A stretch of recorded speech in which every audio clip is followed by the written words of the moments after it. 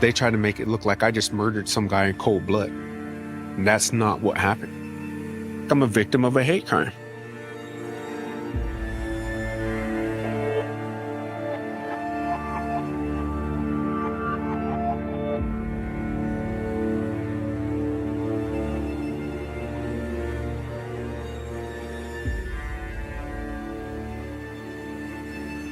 It tore me apart when I found out he died. Him being another American Indian brother, you know what I mean?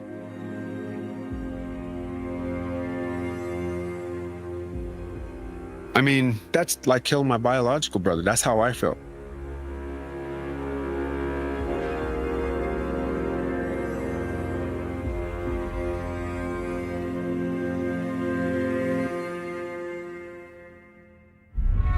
I think we could all be dangerous people. People say you're a monster. I'm not sitting here saying I'm innocent. I just murdered some guy in cold blood.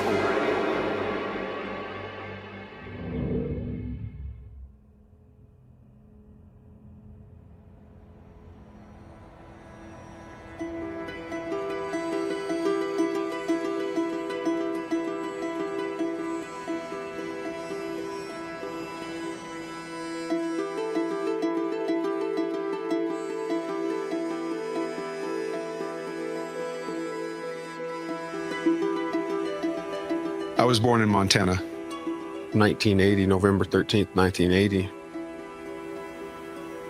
They brought me back in a cardboard box to the Blackfeet Indian Reservation because we didn't have the money to afford a car seat or anything like that, you know what I mean?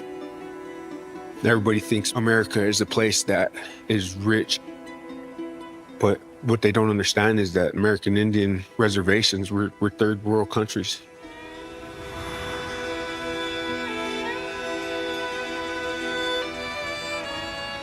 My grandfather was Chief Running Crane, who was the last chief of the Blackfeet Indian Nation. My dad was full-blooded Indian. That was part of the heritage that I grew up in.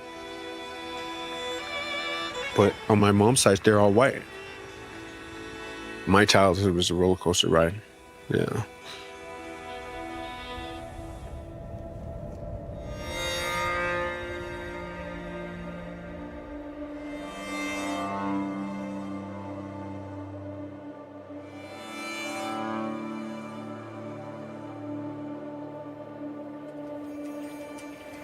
My mother, she had 7 kids, and we're all from different fathers. She moved from place to place, all over. I've been in Montana, I've been in Idaho, Washington, California, Oregon, all throughout the Northwest. The happiest time in my life was when I was about 8 years old, and we lived in Idaho with my stepdad. He lived on a ranch. I'd go out doing fence with him and everything like that. We'd chase off coyotes.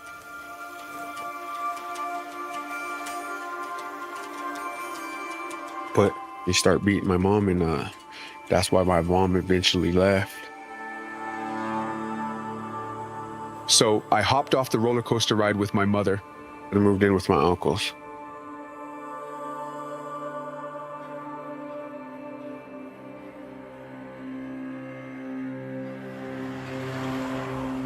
It was wild.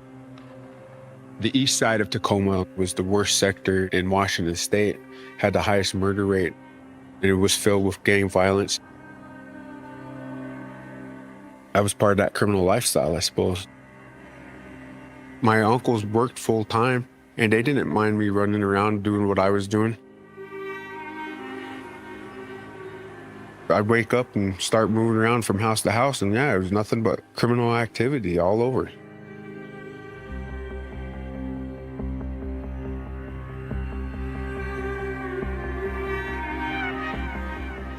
Got my 18 money, bought a car, everything like that. And I started spending money, drinking, getting high, whatever, you know, just partying around. And I ran out of money. And, you know, I didn't know what else to do. So I robbed a hotel And it's kind of funny. I didn't get nothing out of that robbery at all. It was an old woman, and I decided that I'm not gonna rob this lady. But I'd already went in there and had the gun out and everything like that, and pointed at her, and I'm looking at her, and I'm like, I'm not gonna do this.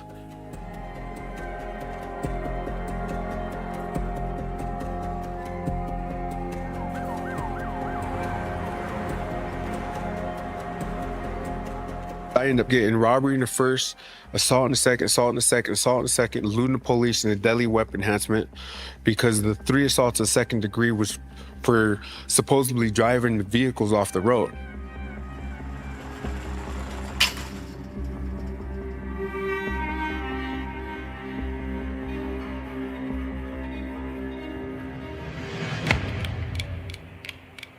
My dad said, when you go to prison, he said, you take this as a college experience. And that's exactly what I did. I studied my butt off. I didn't have no schooling either at that time, because I dropped out in about 7th grade. But I grabbed book after book after book. And that's how my writing got so good.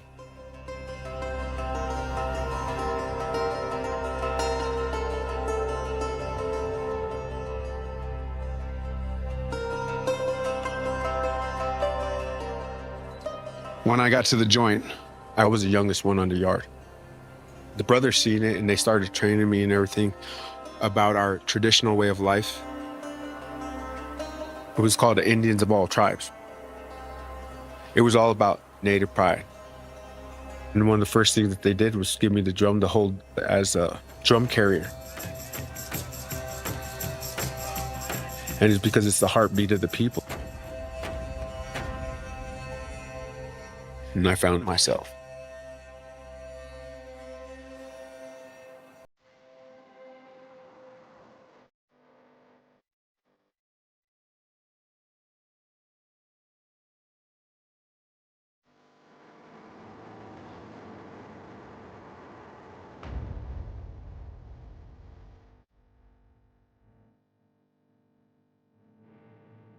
From that point forward, I started doing very well in my whole life. Within 2 months of being out, I met my baby's mama, and we just hit it off. A month after that, and she's pregnant with my son.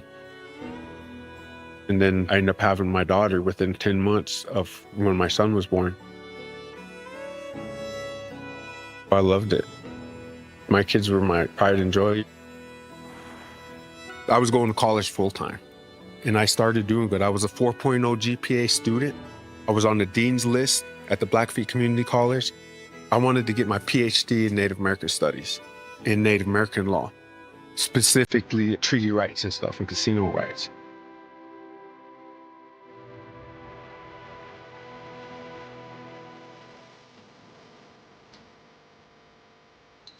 My way of life is the Blackfeet Indian way of life. But I also believe in the unity of our people. I know different songs from different tribes. I'll sing everybody's songs. Whereas some people, it's all about their tribe versus my tribe, or this tribe versus that tribe. It should be about the unity of our people, not the disunity. And tribalism, that was kind of one of the things that happened with this homicide.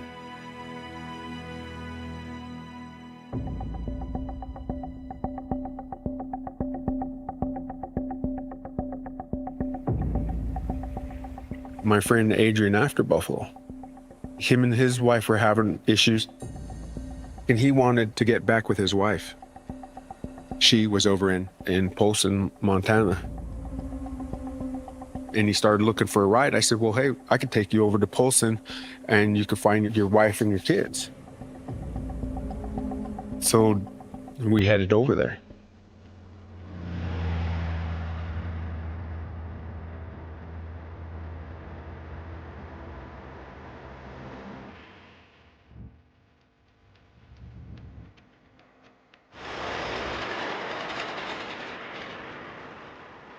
We rented a hotel and stuff.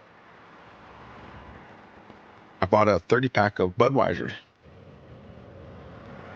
I told him, I said, you could drive and I'll just sit back. That's what we did. We started cruising around. going from one spot to the next. We checked some of the bars. Right before closing, we ended up getting invited to a house party.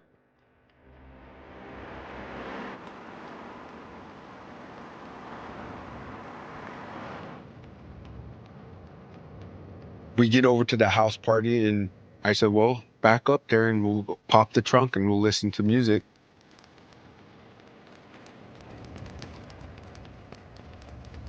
I was feeling good, but the party was more inside than it was outside. So I decided, well, maybe I'll go inside.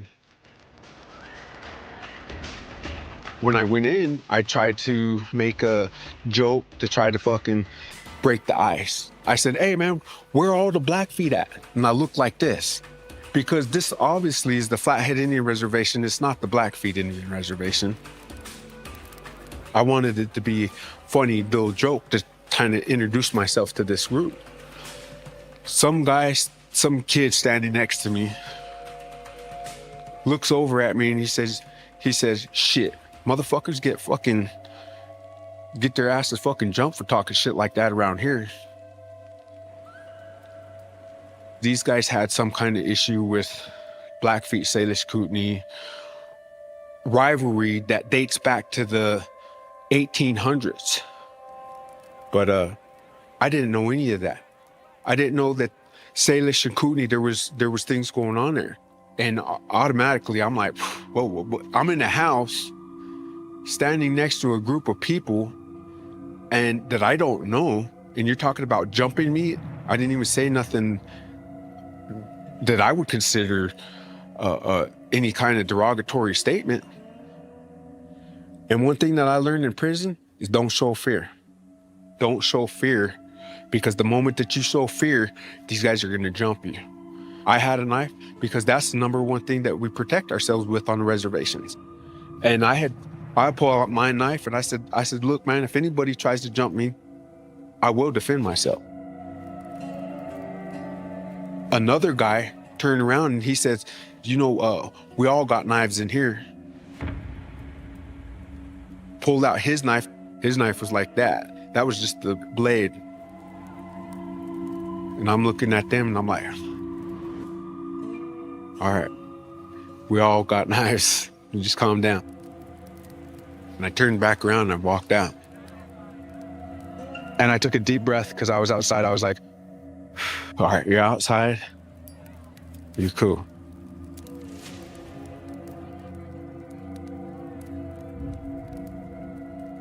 This guy, John Pierre Jr., comes out of the shadows, comes walking right up to me like he's gonna fight me. He said, hey, you know what? He said, Blackfeet and Salish Kootenai are arch enemies. I said, look, Brian, I ain't even about that. I'm about native pride. I ain't about all that.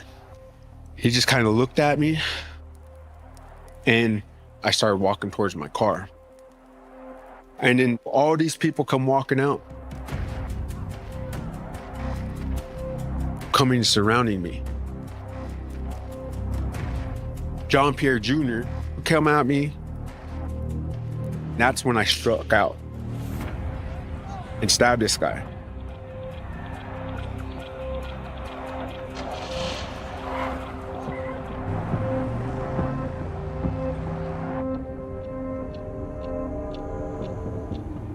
It was self-defense from a hate crime.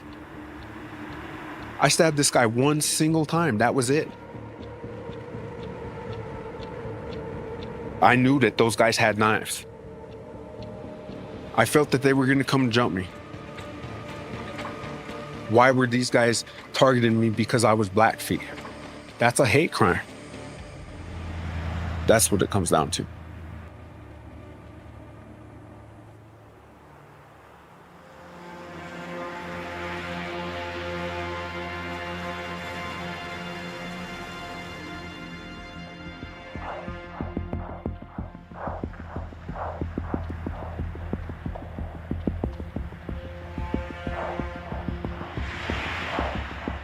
I was working patrol.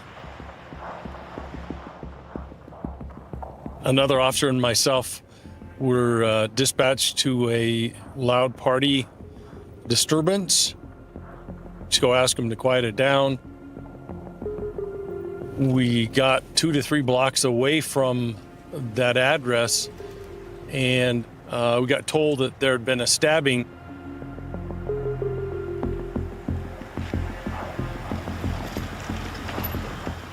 This is the place, and there was young men and young women running from the scene down the driveway, running around our vehicles.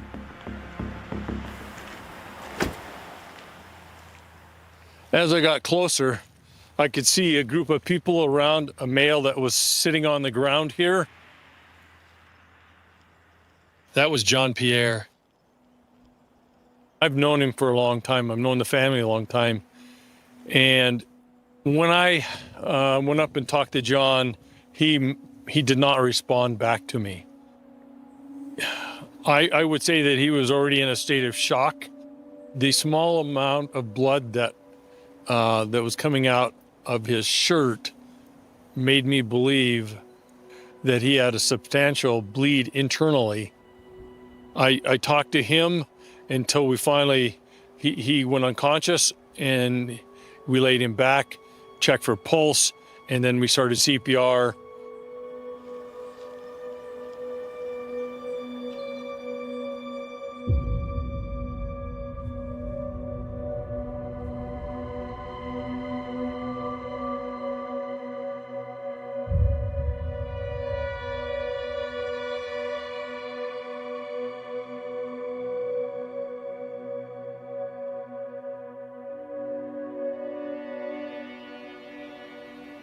You know, we deal with a lot of bad things, and always is hard when somebody from the community dies senseless like this. So.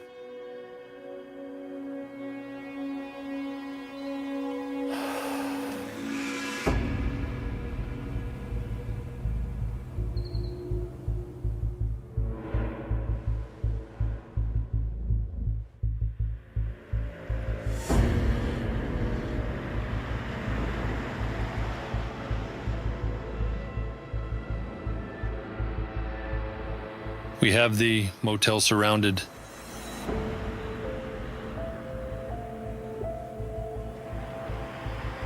We knock on the door, and the person that comes at the door is Mr. Whitford. The room is quite in disarray, garbage on the floor, blankets on the floor. He initially denies even being at the party. Then he admitted that he had been there, but denied any part of an altercation. When we have somebody that we're talking to and they change their story, what are you trying to cover up? Why would you do that? Because the average person have nothing to hide? But that's just how some people operate when they try to get out of trouble.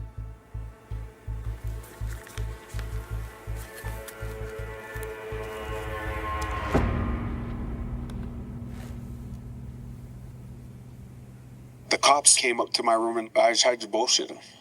You know what I mean? I'll be the first one to admit I was scared as hell to even say anything. That's part of my raising. Don't talk to the cops. Don't say nothing.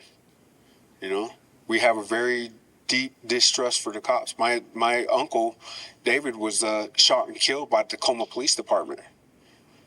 We don't trust the cops for nothing.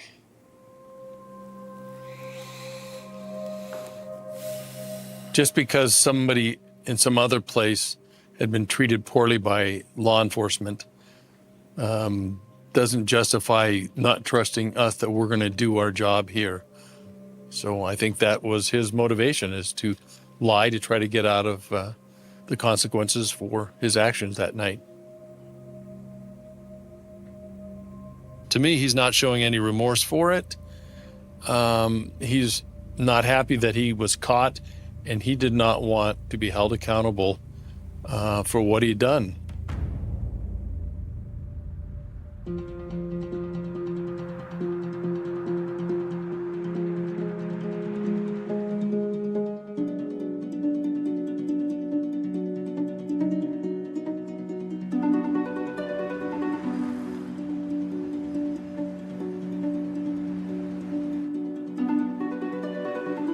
The state really, their version of the events was to paint Whitford as the only aggressor of the evening. But the concept just really didn't add up. Whether it was justified or not, in any argument or fight, there has to be two people to engage. There had to have been some interaction. So I personally found Mac's version of the events to be credible. My name's Jennifer Storiano. I was Mr. Whitford's trial attorney.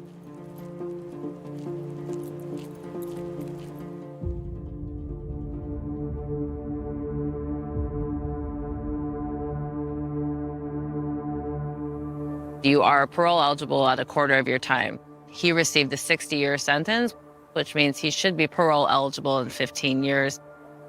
And the judge put a 25-year parole restriction, which would equate to him receiving a sentence of 100 years. It is a brutal outcome. Everything that he worked his adult life to try to regain is now gone. You know, all of that because of a 2 to 3 second decision, you know, that's heartbreaking.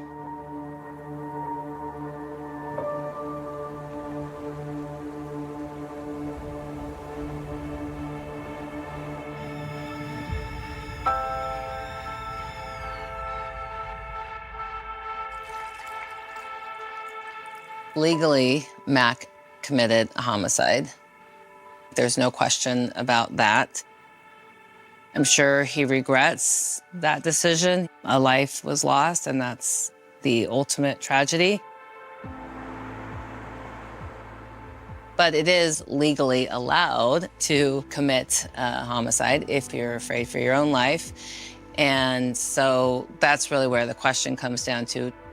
Did Mac make that split-second decision because he was afraid for his own life, or because he was angry or defensive or just overreacted?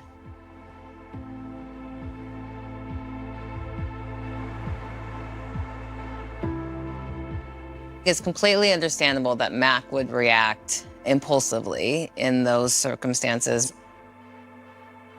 He had a pretty rough upbringing, and his trauma definitely played into how he responded that night.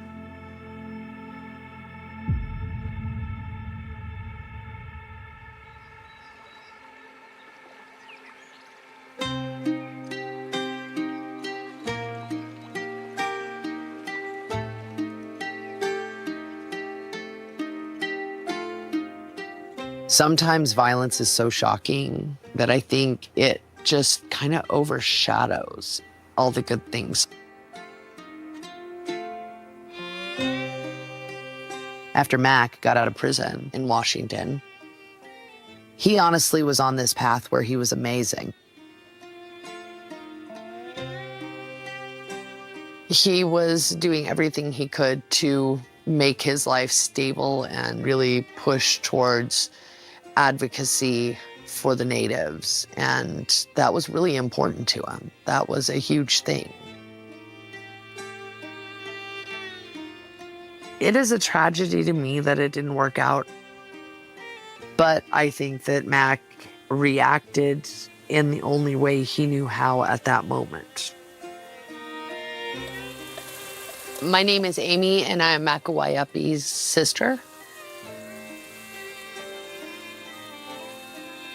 Mac's dad was a Blackfeet National, and my dad is Cherokee, but we share a mother. She came from a really bad background, a really hard background.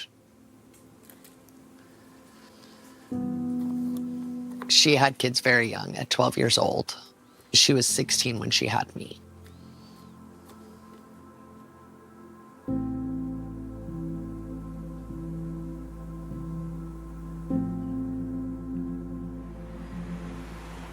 At that time, the government could come in and take children, and it was perfectly legal. Our adoption mentally broke our mother in ways that she was never able to get back from. It left something, just a hole there that she couldn't fill. Nothing was ever stable or normal. She inevitably made really horrible choices when it came to men. A lot of alcohol, drugs, a lot of physical and verbal abuse. Mac grew up with that.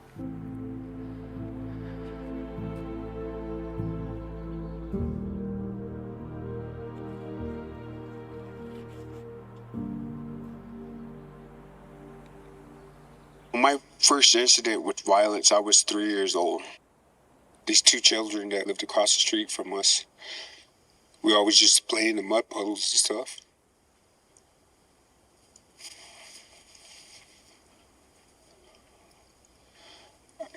It's hard.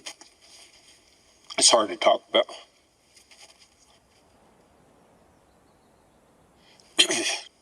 That ended up coming to a close with our next door neighborhood. I guess had been having an affair with my mother, and I didn't know it. We went over there. She took me and my sister, and there was an argument in the house. He ended up shooting his wife 5 times in the chest with a .357 Magnum, and this lady died in my mom's arms. I don't remember where that guy went, but when the cops finally caught up with him, he ended up shooting his kids once in the stomach, killing both of them, and himself in the head. Shot himself in the head. And all I could do was grab my sister and cover her up and hold her. And I could tell you other violence and stuff that happened, but that was how my life started.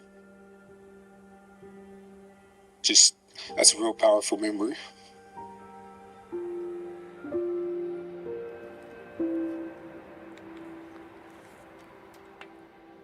I feel for the child that Mac was, because going through that was, I'm sure, absolutely hideous. He's, from his youngest age, dealt with the reality that these men can kill you. You know, that was a life lesson that I don't think he ever lost. I think that it definitely speaks why he would react so violently to being in a situation where he felt that he was in trouble. Somebody tries to hurt you and you go straight back to childhood and protecting yourself. The Pierre family have every right to be angry at Mac. John Pierre never should have died. But I don't think Mac meant to kill him. I think he just wanted to get away before he got hurt.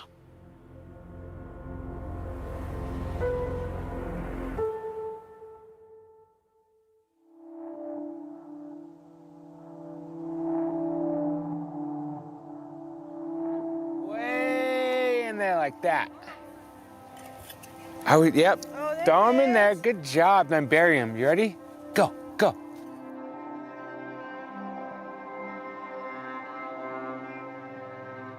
Very classy, buddy. Yeah.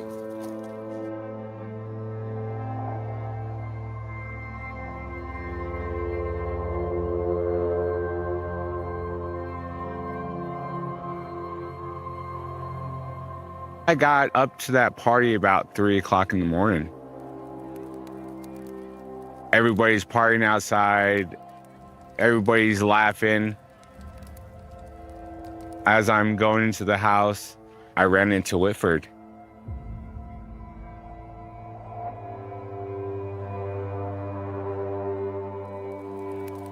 Whitford was a little bit tense.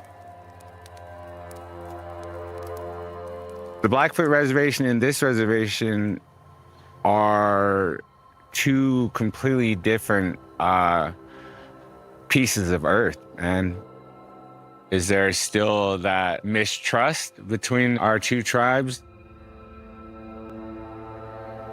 Yeah. We start talking and he says, hey, do you know these people here? And I said, yeah. I said, yep, I know them all. Like out of nowhere, he just stops in the middle of our conversation and he decides to, share with me, that I'm feeling threatened. It was like something switched. He says, well, he takes a knife out of his pocket, a paring knife, and it's got white tape or duct tape around the handle. And he says, this is for anybody who wants to, try to talk shit or start some shit. And I was like, put that away. I was like, all these people here are my family and friends. I was like, everybody's cool here. God knows what could be going through his head, The guy looks like he's seen some shit.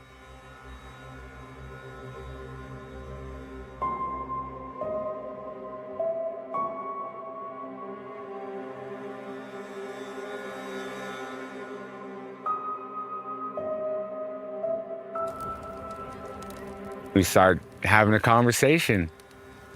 And Whitford or Adrian said, Pocunny. I remember it just like hitting John in the face like a punch. Pocunny is brother in Blackfeet. And John says, so you're Blackfeet? And he says, yeah. And John says, well, I'm Kootenai.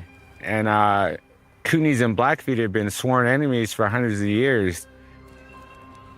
I think what John was doing was kind of trying to establish that dominance. This is my reservation, and if you got problems or whatever, we can handle it. And fights happen, people get beat up sometimes. So my first thought of it is, don't let it go any farther than this. I remember trying to defuse the situation. Now that was hundreds of years ago, man. Times have changed.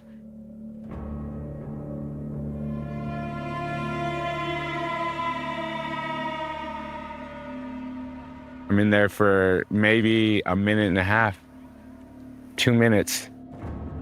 My friend runs in the house and says they stabbed John. They stabbed John. Get out here right now. So I take off running outside. John was laying down on the ground. He wasn't responding to anything. He's still breathing. And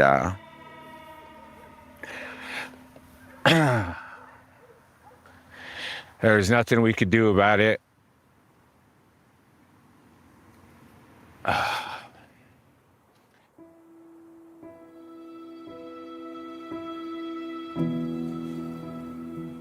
John believed in throwing hands. Maybe a little fight, that's probably what he wanted or whatever.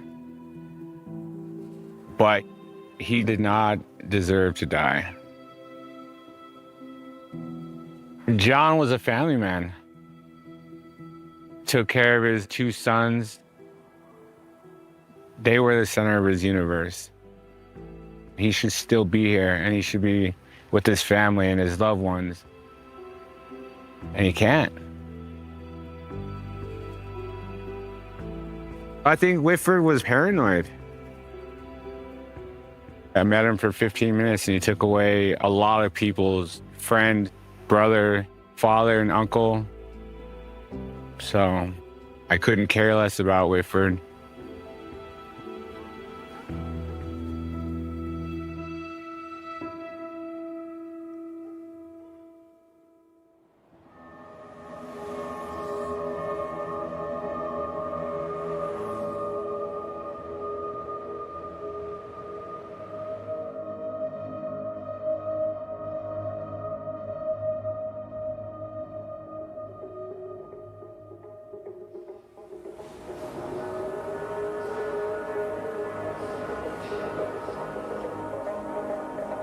I believe that Mr. Whitford believes in his own mind that he does nothing wrong and everybody else is out to get him or hurt him. and he's had that hardwired into him since he was young.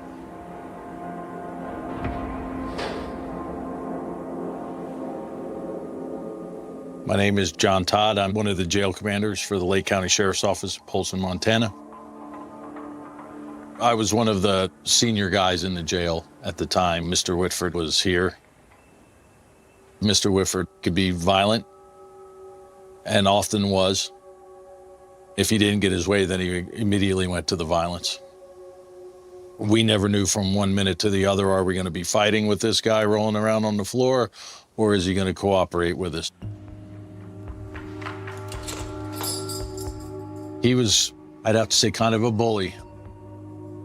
He would poke at the smaller, weaker guys and just poke and poke and poke until they exploded, and then he would hurt them or attempt to hurt them. And then it was never his fault. It was, well, they did it, they started it, it was their fault, even though he was the one doing the poking and the prodding. He'd always say, well, I'm Blackfeet, and this is the Salish and Kootenai reservation that we're on. And he was instantly on the defensive with whoever it was.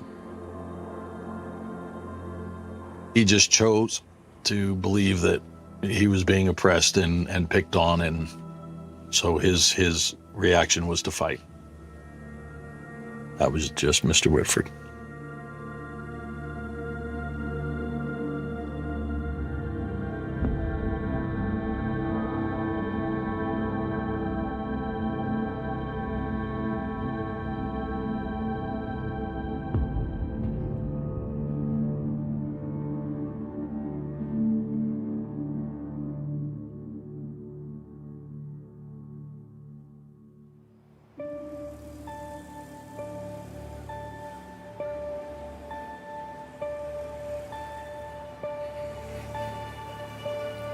Whitford's position was that he was the victim of a hate crime, but there wasn't anything much to support his version of the events.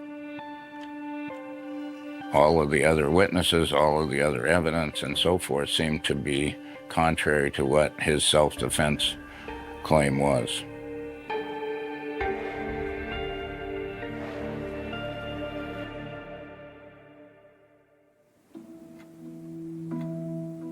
The Blackfeet and the Salish were historically at war, but that was 170 years ago. While there may still be sometimes some competition or tension, in the meantime, they've intermarried and interacted, and a lot of Blackfeet come over here and attend the college here or get jobs here. So Whitford's position that he was surrounded by Salish, and therefore it was a hate crime and he had to defend himself, it wasn't a very persuasive argument. There was no reason for any of this. I sentenced Whitford to 60 years in prison with a minimum of 25 years before he would be considered or eligible for parole. I thought that that was a fair sentence. The consequences to John Pierre were pretty darn serious too.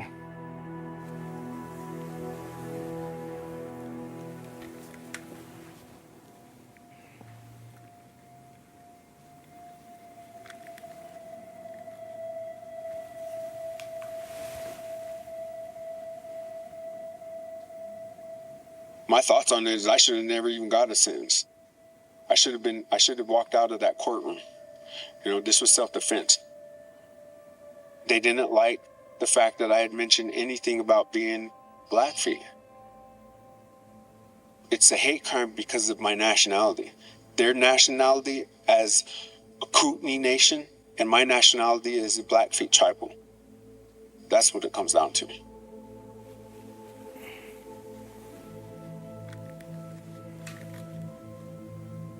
Well, it's troubling to hear him speak like that, because in his mind, he did nothing wrong.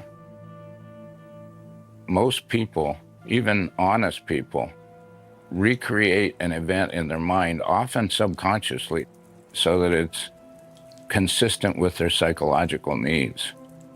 I suspect that some of that was in play. Mr. Whitford and the fellow he was riding with, they'd had something like 30 beers before they ever got to this party.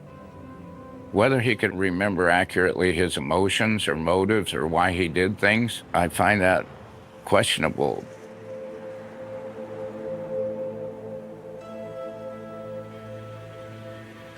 From what I understand about Mr. Whitford's behavior in prison since then, he hasn't changed. For his sake, I hope he will at some point, because otherwise he'll probably spend the rest of his life in jail. If I were to ask him one thing, it would be, after all of this, have you learned nothing? Have you learned no lesson from this tragedy? He killed another human being, and that doesn't seem to bother him. He's only feeling sorry for himself.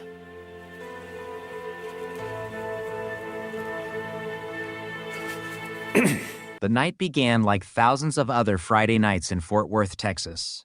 Teenagers filled the parking lot outside a local bowling alley with laughter, music drifted from passing cars, and the promise of youth seemed almost limitless beneath the warm February sky. It was February 17th, still, 1974. No one standing there could have imagined that before sunrise, one young woman would be dead, one young man would spend the rest of his life haunted by a single moment, and investigators would embark on a murder investigation that would remain unsolved for nearly half a century. For 44 years, the killer would disappear into history, leaving behind only fragments of evidence, fading memories, and a community desperate for answers. Then science patient, relentless, and indifferent to time would finally expose the truth. 17-year-old Carla John Walker was known by family and friends as bright, kind, and deeply loved. She had grown up in Fort Worth, surrounded by people who described her as responsible, warm-hearted, and full of plans for the future. Like many teenagers of the early 1970s, she balanced school, friendships, and dreams of adulthood with the ordinary routines of everyday life. There was nothing remarkable about the evening she left home except its simplicity. She was going on a date with her boyfriend, Rodney McCoy, to attend a dance and then spend time together before returning home. It was an ordinary plan. Ordinary plans are often what make extraordinary tragedies so difficult to comprehend. Rodney McCoy later recalled the evening in remarkable detail, not because anything unusual happened at first, but because every ordinary moment became unforgettable after the attack. The couple attended a Valentine's dance before driving to the Ridgely Bowling Alley, a popular gathering place for teenagers in Fort Worth. They talked with friends, laughed, and lingered in the parking lot after the bowling alley had closed. The atmosphere was relaxed. Cars entered and left the lot. Young couples stood talking beneath the parking lot lights. Nothing suggested that someone was watching. Shortly after midnight, Rodney and Carla returned to his vehicle, a Ford Limited. They sat together inside the car, talking quietly. The parking lot had grown noticeably quieter. Many of the other teenagers had already gone home. What happened next unfolded with terrifying speed. Without warning, a man appeared beside the passenger side of the vehicle. He was armed with a handgun. His face was partially concealed, and his movements were calm, deliberate, and confident. This was not a spontaneous confrontation. The gunman immediately established control. He ordered Rodney to move over and demanded money. Rodney complied, handing over what cash he carried. The robbery, however, was only the beginning.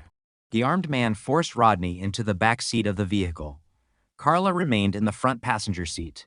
The attacker then ordered Rodney to tie Carla's hands using Rodney's own necktie. It was an unimaginable command. Rodney later described the impossible choice confronting him. Refusal could mean immediate death for both of them. Compliance offered the desperate hope that they might survive. Under the threat of a loaded firearm, he obeyed. The attacker instructed Carla to slide toward the driver's side while he climbed behind the steering wheel. Rodney remained in the rear seat under constant threat. The vehicle pulled away from the bowling alley into the darkness of Fort Worth streets. For several minutes, the nightmare continued inside the moving car. Rodney searched constantly for an opportunity to escape or intervene. The attacker remained focused and in control, issuing short commands and keeping the weapon trained on his captives. Then, as the vehicle slowed near an intersection, Rodney made a split-second decision that would shape the rest of his life. He threw open the rear door and jumped from the moving vehicle. The impact with the pavement left him bruised and injured, but alive. As soon as he regained his footing, he began running toward nearby houses, screaming for help. Behind him, the vehicle accelerated into the night with Carla still inside. Rodney reached a residence and desperately pounded on the door, begging the occupants to contact police. Officers responded immediately, but by the time they began searching, the kidnappers and Carla had vanished. What had begun as an armed robbery had become a kidnapping. Within hours, the investigation expanded dramatically. Fort Worth police launched an extensive search. Patrol officers canvassed roads, fields, and wooded areas surrounding the city. Detectives interviewed Rodney repeatedly, recognizing that he was the only eyewitness capable of describing the attacker. Although traumatized, Rodney provided investigators with every detail he could remember. He described the gunman as a white male, approximately 6 feet tall, with a medium build. He remembered clothing, fragments of speech, and the attacker's calm demeanor. Yet many details remained frustratingly uncertain. The encounter had occurred at night under extreme stress. The assailant had partially concealed his appearance. Detectives understood immediately that identification would be difficult. Meanwhile, Carla's family entered the most agonizing hours of their lives. As daylight arrived, hope gradually gave way to fear. Every telephone call carried unbearable anticipation. Every passing hour without news deepened the uncertainty. Search efforts intensified throughout the region. Officers checked abandoned buildings, isolated roads, drainage areas, and open countryside. Volunteers joined the search.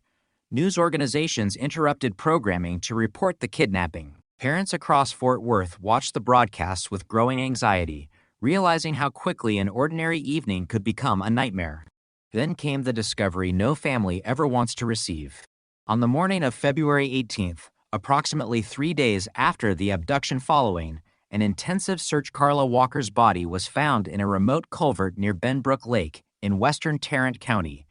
She had been sexually assaulted and murdered. The medical examiner determined that she had died from manual strangulation. Evidence indicated that the killer had left her body in the isolated location before disappearing without a trace.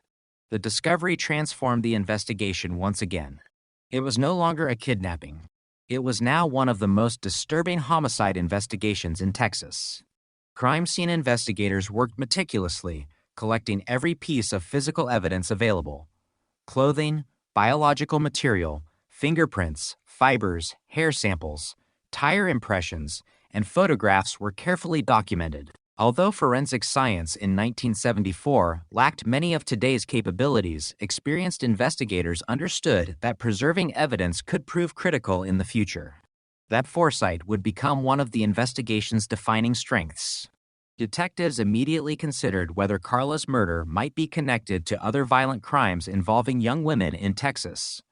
Similar attacks elsewhere had heightened concern that a serial offender could be operating in the region. Investigators compared reports from neighboring jurisdictions, examined unsolved sexual assaults, and searched for patterns that might identify the offender. And no clear connection emerged. Attention returned to the Ridgely bowling alley. The parking lot became the center of an enormous investigative effort. Detectives interviewed hundreds of potential witnesses, teenagers who had attended the dance, employees working late shifts, nearby residents, passing motorists, and anyone who might have seen unfamiliar vehicles or suspicious individuals were questioned. Composite sketches were developed based on Rodney's recollections. Newspapers published descriptions of the suspect. Tips flooded into police headquarters. Some callers claimed they had seen suspicious vehicles. Others identified possible suspects. Many reports ultimately proved unreliable. Each nevertheless required careful investigation. During the weeks that followed, detectives pursued dozens of leads. Known violent offenders were questioned. Recently released prisoners were examined. Sex offenders living in the region came under scrutiny. Individuals matching Rodney's description underwent interviews and, where legally appropriate, participated in identification procedures. None of these efforts produced sufficient evidence to make an arrest. Investigators also analyzed the stolen Ford Limited after it was recovered. The vehicle contained physical evidence, but laboratory technology of the era imposed significant limitations. Latent fingerprints were processed. Hair and fiber comparisons were conducted using available microscopic techniques. Biological evidence was collected with extraordinary care, yet one critical technology remained unavailable. DNA profiling did not exist. That absence fundamentally shaped the investigation. Today, a single biological sample may identify an unknown offender within days or even hours. In 1974, detectives possessed evidence that they believed belonged to the killer, but lacked any scientific method capable of identifying its owner. Instead, they relied upon conventional forensic techniques that required direct comparison with known suspects. Without the right suspect, the evidence remained effectively silent. Despite these limitations, detectives refused to abandon the case. Weeks became months. Months became years. Every anniversary brought renewed media attention and fresh appeals for information. Carla Walker's photograph continued appearing in newspapers. Investigators re-examined witness statements repeatedly, hoping that a forgotten detail might reveal the attacker's identity. Rodney McCoy cooperated fully throughout the investigation, repeating his account countless times despite the emotional burden of reliving the night that had changed his life forever. His testimony remained consistent. The attacker had acted confidently. He appeared prepared. He controlled every movement from the moment he approached the vehicle. These observations suggested experience rather than impulse. Behavioral analysts, although still an emerging discipline during the 1970s, noted that the offender displayed characteristics often associated with organized sexual predators. He selected an isolated opportunity, maintained control through intimidation, minimized unnecessary conversation, and escaped before police could respond. Yet psychological observations could not substitute for evidence. The investigation gradually entered the difficult territory familiar to every major cold case. The initial flood of leads slowed. Witness memories faded. Potential suspects moved away, died, or became increasingly difficult to locate. Investigators retired. New detectives inherited boxes filled with reports, photographs, laboratory results, interview transcripts, and evidence logs documenting thousands of investigative hours.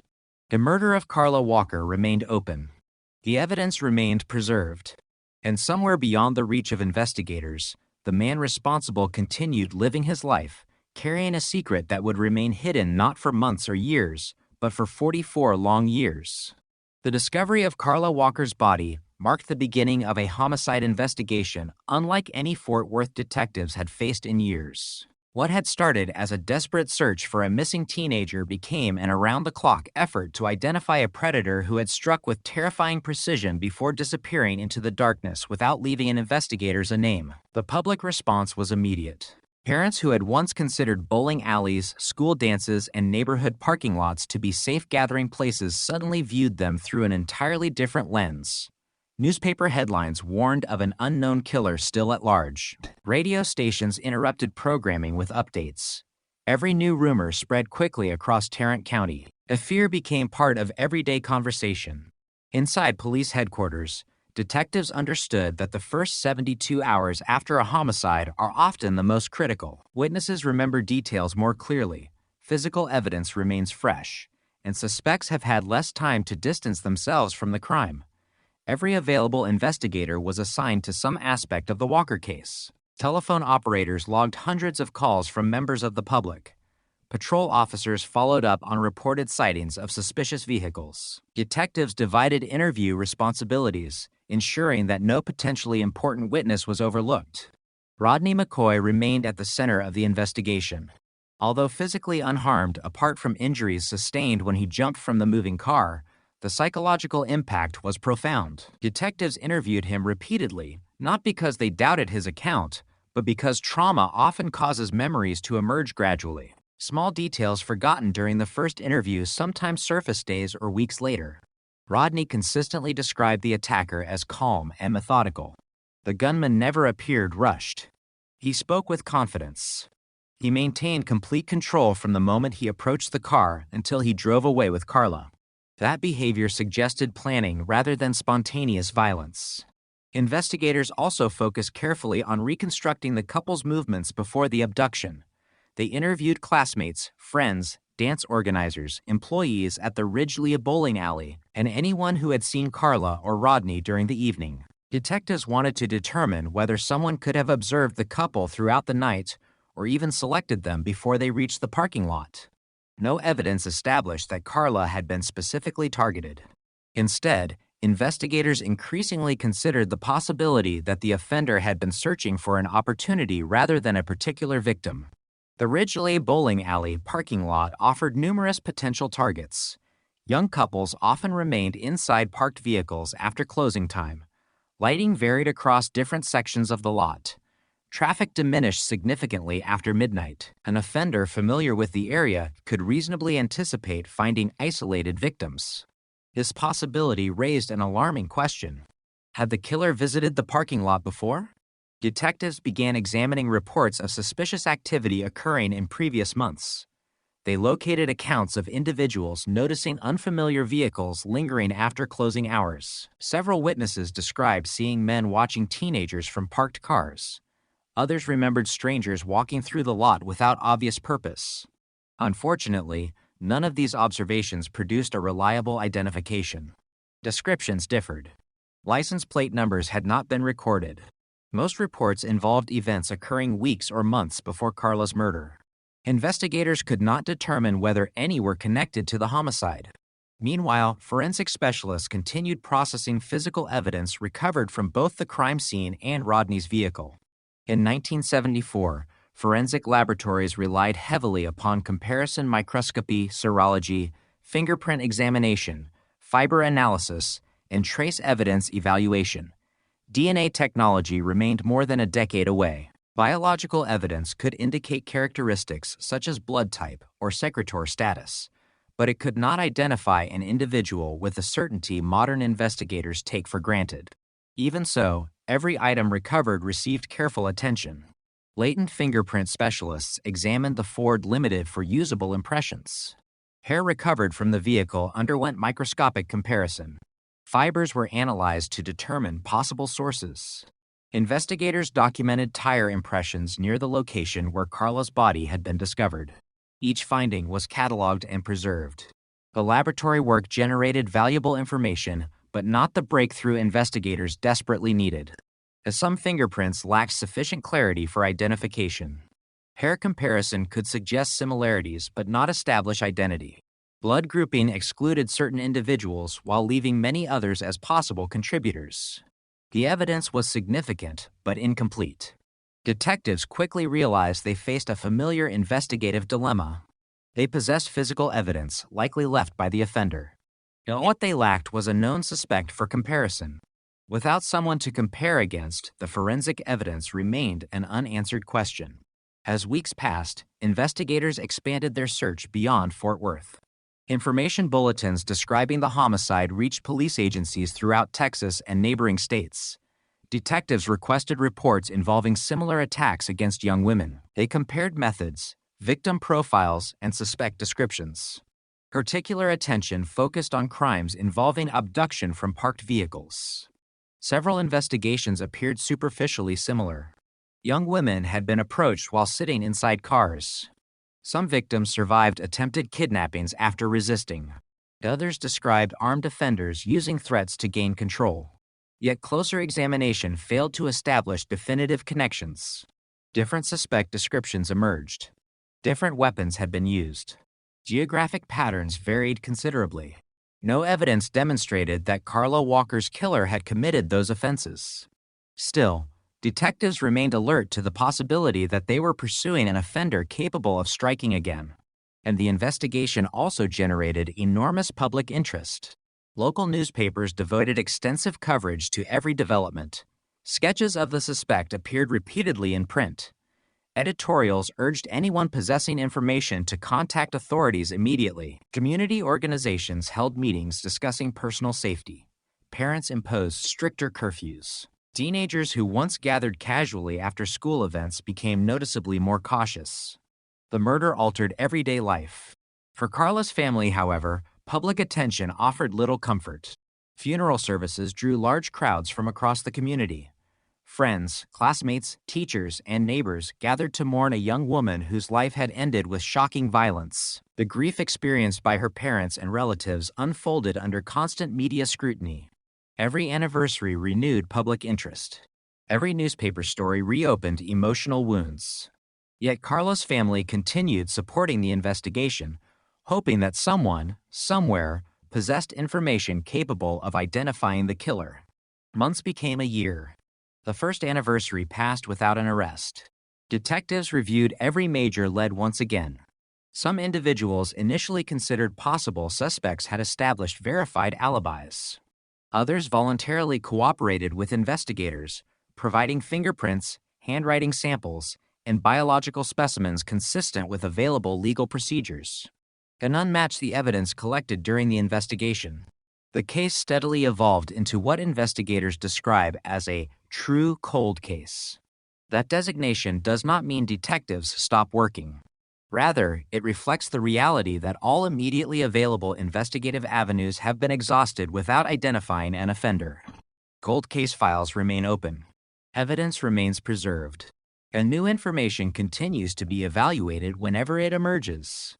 But day-to-day investigative activity necessarily decreases as fresh leads become increasingly rare. The Walker investigation entered precisely this stage. Detectives responsible for active violent crimes inherited new cases demanding immediate attention. Personnel assignments changed. Experienced investigators retired. New detectives assumed responsibility for reviewing evidence collected years earlier by colleagues they had never met. Fortunately, the original investigative team had documented its work meticulously. Boxes containing witness interviews, crime scene photographs, laboratory reports, maps, timelines, and evidence inventories remained carefully organized. This attention to documentation would prove invaluable decades later. One particularly important decision involved the long-term preservation of biological evidence. Although no technology existed in 1974 capable of extracting a genetic profile from the material collected, investigators recognized its potential future importance. Rather than discarding or consuming every sample during laboratory testing, portions were retained under controlled conditions whenever possible. This practice reflected remarkable foresight. At the time, few could imagine that entirely new scientific disciplines would eventually transform criminal investigation. Throughout the late 1970s and into the 1980s, occasional leads continued reaching detectives. Anonymous callers identified former acquaintances. The prison inmates claimed knowledge of the crime. Individuals reported conversations allegedly overheard years earlier. Some tips appeared credible enough to warrant extensive investigation. Detectives traveled across Texas interviewing potential witnesses. They examined employment histories, military records, criminal backgrounds, and residential addresses. One suspect reportedly resembled Rodney's description closely enough to attract significant investigative attention. Another had a documented history of violent behavior toward women. Yet each inquiry ultimately reached the same conclusion: insufficient evidence. Without definitive forensic identification, investigators could not distinguish serious suspects from coincidence. As scientific advances slowly emerged during the 1980s, forensic laboratories began exploring revolutionary developments in human genetics. Researchers in the United Kingdom demonstrated that every individual possessed a unique DNA profile capable of distinguishing one person from another with extraordinary precision. Initially, the technology remained expensive, technically demanding, and available only in limited circumstances. Nevertheless, experienced detectives following forensic developments immediately recognized its potential. Across the United States, police agencies began reviewing preserved biological evidence from unsolved homicides. Could cases once considered impossible finally yield answers? The murder of Carla Walker suddenly appeared different. For years, investigators had known biological evidence existed. Now, for the first time, science offered hope that the evidence might eventually identify the person who left it behind. The question was no longer whether the evidence had value. The question became whether it had survived the passage of time in sufficient condition for future testing. No one yet knew the answer. But inside an evidence vault, carefully labeled and largely forgotten by the public, fragile pieces of forensic evidence waited silently preserved through decades of technological change, holding within them a genetic signature that belonged to a killer who believed he had vanished into history forever. As the years passed, the murder of Carla Walker gradually transformed from a headline dominating newspapers across Texas into one of Fort Worth's most haunting unsolved homicides. Public attention inevitably shifted toward newer tragedies, different investigations, and fresh emergencies demanding immediate response. But inside the Fort Worth Police Department, Carla's case never truly disappeared. It remained carefully preserved in filing cabinets and evidence rooms, its thick binders growing heavier with every supplemental report, every anonymous tip, every unsuccessful lead, and every anniversary review conducted by detectives unwilling to let the investigation die. For Carla's family, however, there was no such thing as a cold case. The phrase suggested distance. Their grief never became distant. Birthdays continued arriving. Holidays passed. Family photographs remained frozen in time, showing a smiling 17-year-old whose future had been stolen in a matter of minutes. Every milestone became a reminder of everything she never experienced: graduation, college, marriage, children. Each passing year represented another life event that existed only in imagination. Meanwhile, somewhere beyond the reach of investigators, the man responsible continued living freely. That reality haunted everyone connected to the investigation. Detectives often describe unsolved murders as unfinished conversations with the dead. Every unanswered question weighs heavily because victims can no longer speak for themselves. Investigators become responsible for finding answers the victim can never provide. In Carla Walker's case, those answers remained frustratingly elusive. Throughout the late 1970s and early 1980s, Fort Worth detectives periodically reopened active review of the investigation whenever promising information emerged. Fresh tips occasionally arrived from members of the public convinced they recognized the composite sketch published years earlier. Former acquaintances contacted police after hearing suspicious comments. Anonymous letters appeared claiming knowledge of the crime. Each report required evaluation. Many proved impossible to verify. Others were demonstrably false. Some originated from individuals seeking attention rather than justice. Experienced investigators learned to approach every lead with cautious optimism.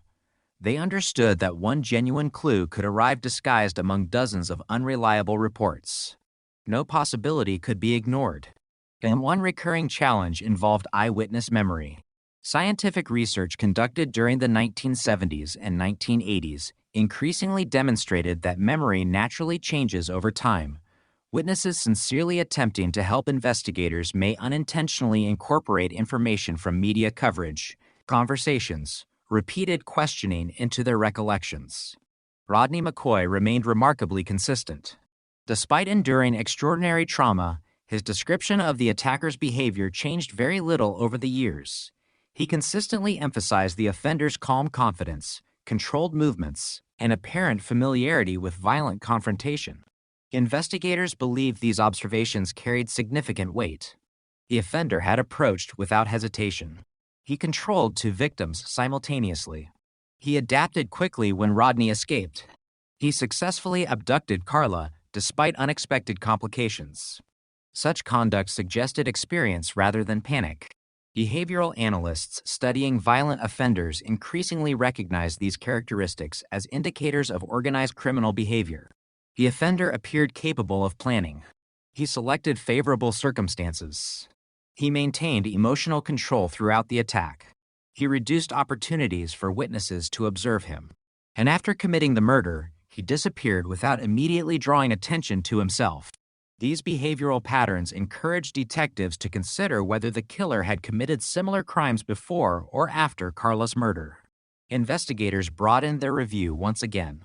They compared Carla's case against unsolved sexual assaults, kidnappings, and homicides involving young women throughout Texas and neighboring states. Computerized criminal databases were gradually becoming more sophisticated, allowing agencies to exchange investigative information more efficiently than had been possible during the early years of the investigation. Even so, meaningful connections remained difficult to establish.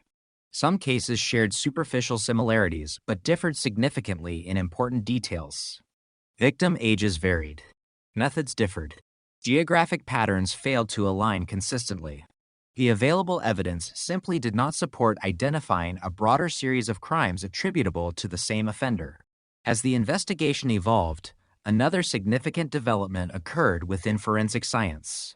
During the mid-1980s, British geneticist Sir Alec Jeffreys introduced DNA fingerprinting, revolutionizing criminal investigation around the world. For the first time, biological evidence recovered from crime scenes could potentially identify specific individuals with extraordinary accuracy. Initially, however, the technology remained limited.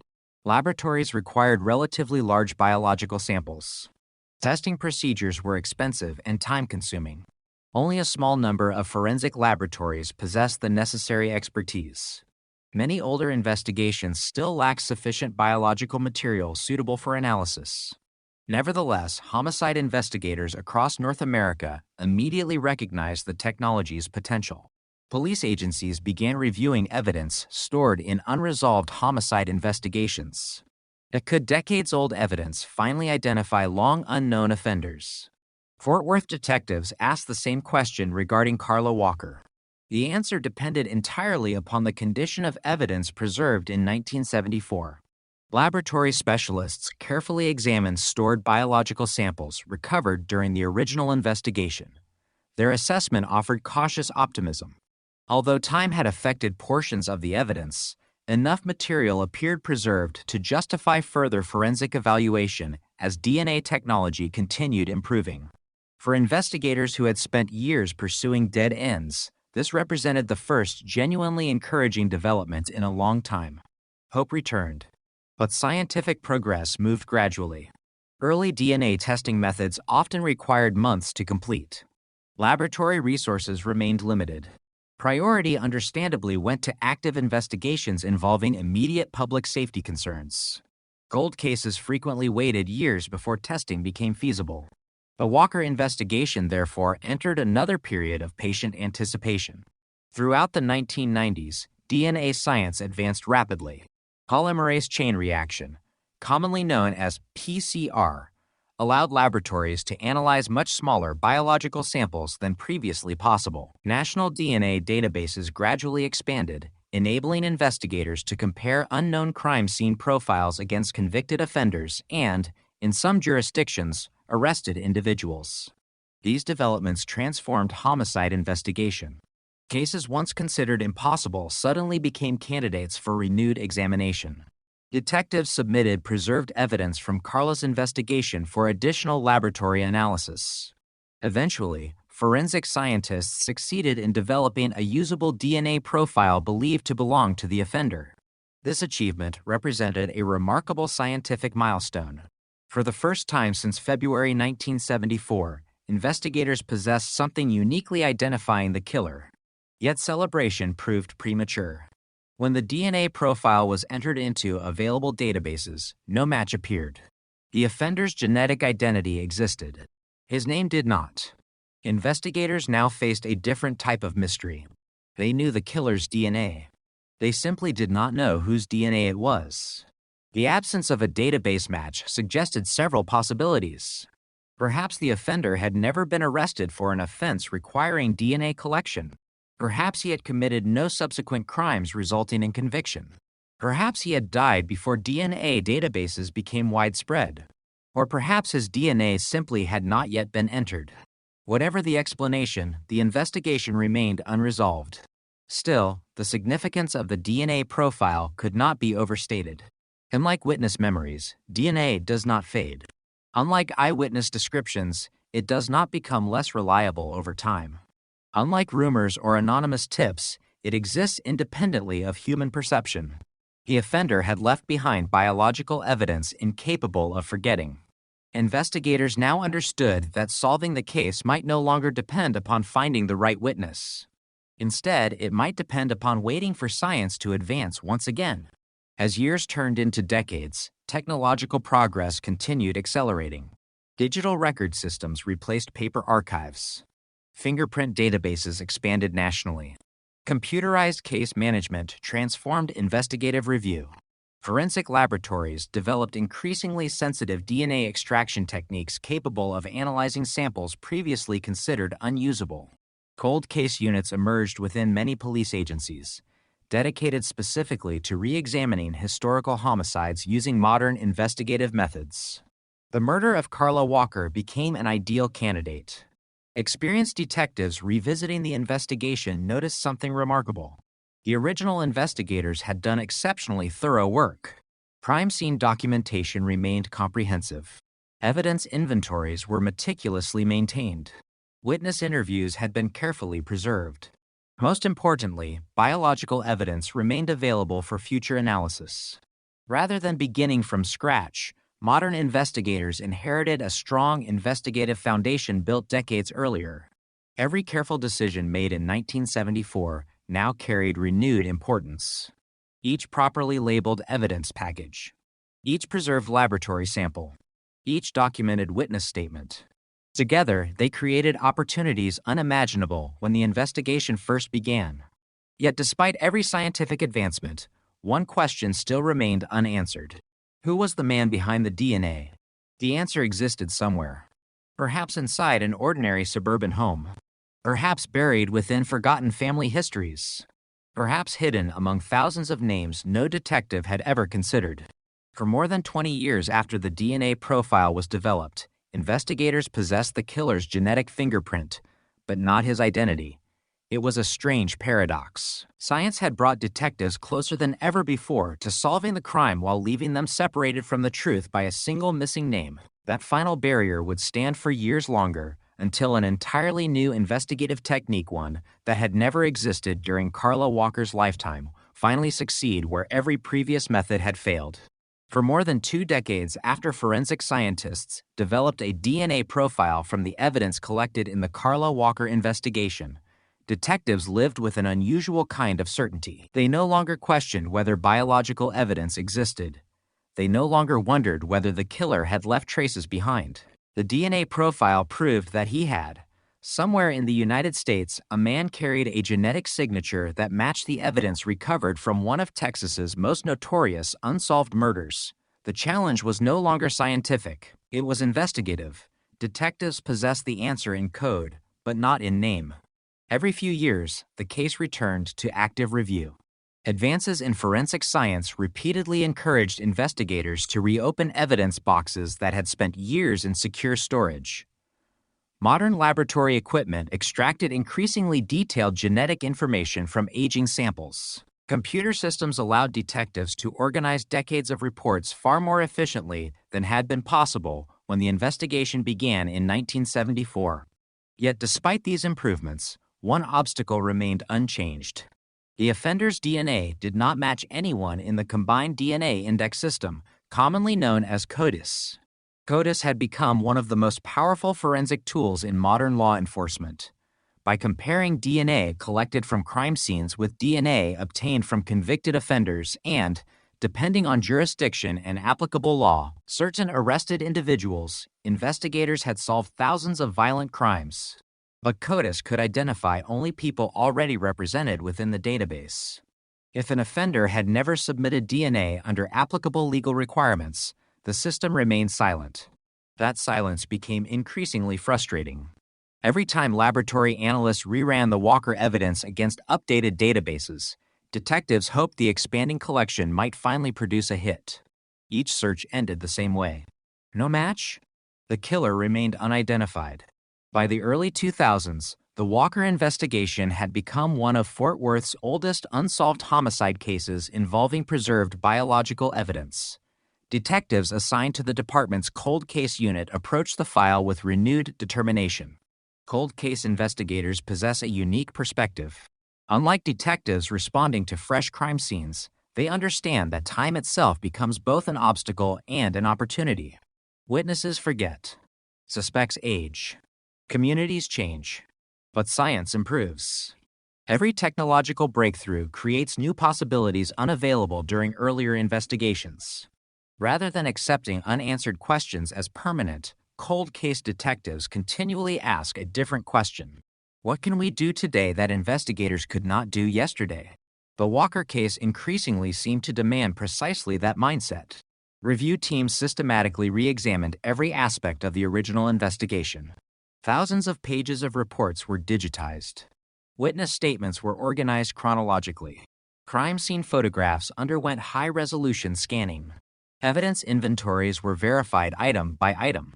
Detectives reconstructed investigative timelines with extraordinary precision, seeking inconsistencies or overlooked details that earlier investigators, working under enormous pressure, might reasonably have missed. The review confirmed something important. The original investigation had been exceptionally thorough. Contrary to popular beliefs surrounding many famous cold cases, detectives found little evidence that critical leads had been ignored or obvious suspects overlooked. Investigators in 1974 had worked tirelessly within the scientific limitations of their era.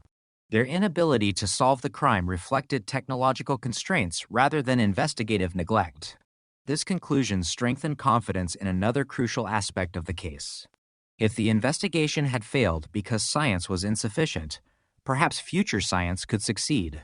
Around this time, an entirely new investigative concept began attracting attention within the law enforcement community.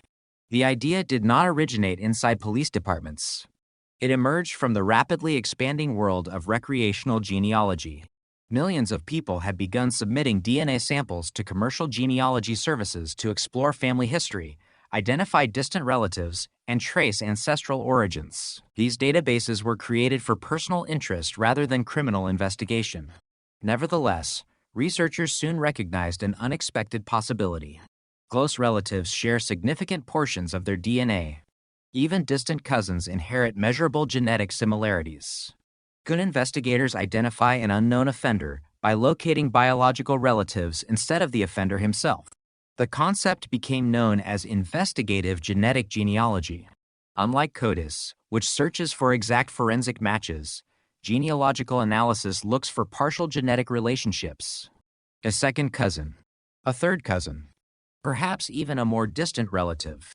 Professional genealogists then construct extensive family trees using birth records, marriage certificates, census documents, military records, obituaries, newspaper archives, cemetery records, and countless historical sources. By tracing descendants across multiple generations, investigators gradually narrow the pool of possible individuals until only one person fits both the genetic evidence and the known facts of the investigation. The method sounded revolutionary.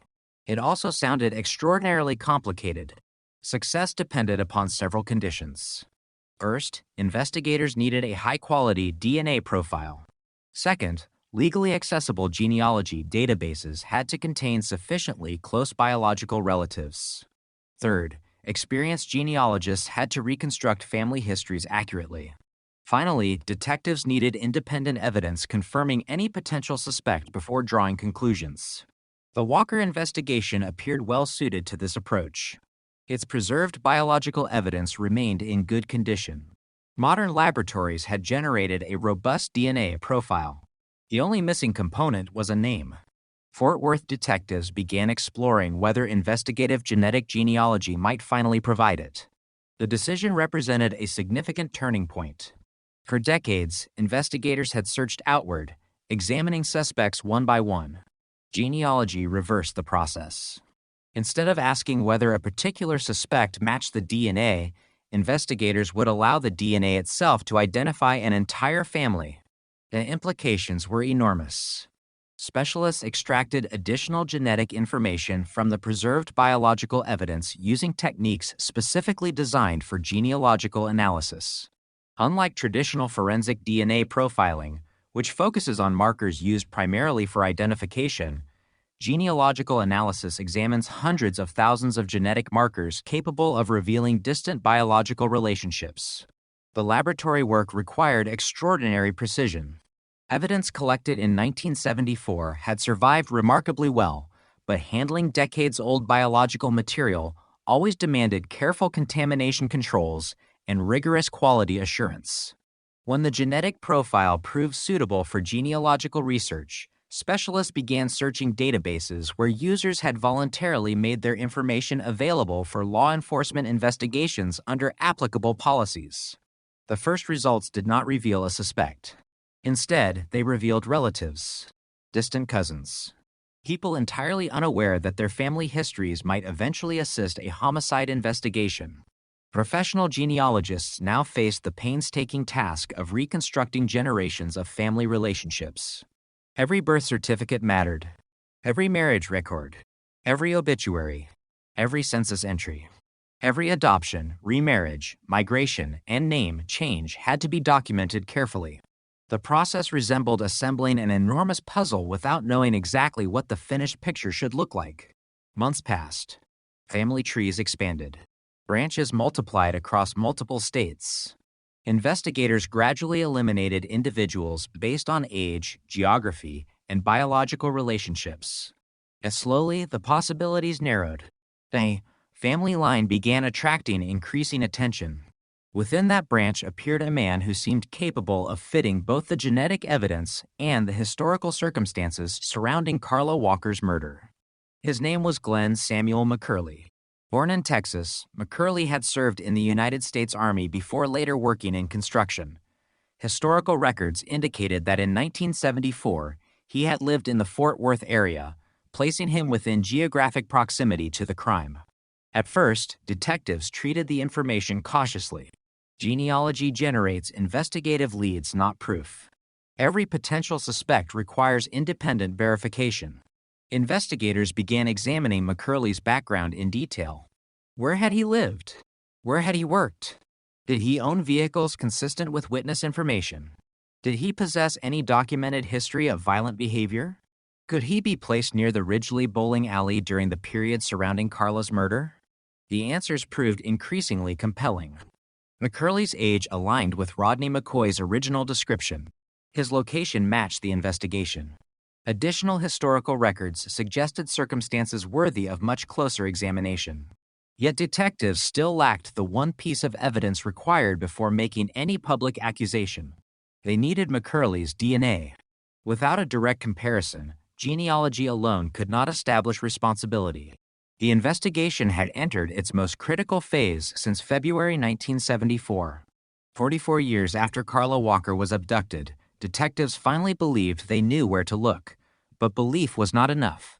They needed scientific confirmation beyond reasonable doubt. Somewhere in Glenn McCurley's everyday life, investigators hoped to recover a discarded object, a coffee cup, a drinking straw, a piece of trash, anything carrying biological material that could answer the question that had haunted Texas for more than 4 decades. The entire investigation now rested on whether modern forensic science could connect a forgotten DNA profile from 1974 to a living man who had spent nearly half his life believing the crime would never be traced back to him. By early 2018, the investigation into Carla Walker's murder had reached a point that detectives assigned to cold cases rarely experience. After more than 4 decades of unanswered questions, years of scientific advancement, and countless investigative reviews, they finally had a promising suspect whose identity had emerged not from a confession, an eyewitness, or a chance encounter, but from his own family tree. Yet the case remained unfinished. Investigative genetic genealogy had pointed detectives toward Glenn Samuel McCurley, but genealogy alone could never support a criminal prosecution. Before anyone could be arrested, investigators needed conclusive forensic proof that the DNA preserved from Carla Walker's murder belonged to him. The challenge was obtaining that proof without compromising the investigation. Detectives understood that if McCurley became aware he was under investigation, he might destroy evidence, alter his routine, or seek legal advice before police had sufficient evidence to proceed. The operation therefore required patience, careful planning, and close coordination between investigators, forensic scientists, prosecutors, and surveillance officers. For the first time in decades, the case shifted from historical research back to active field investigation. McCurley was now in his late 70s. He had spent more than 40 years living an apparently ordinary life. Publicly, there was nothing connecting him to one of Texas's most notorious unsolved murders. Friends and neighbors saw an elderly man going about everyday routines. Few, if any, could have imagined that homicide detectives were quietly monitoring his movements while preparing to answer a question that had remained unresolved since February 1974. Investigators began conducting discreet surveillance.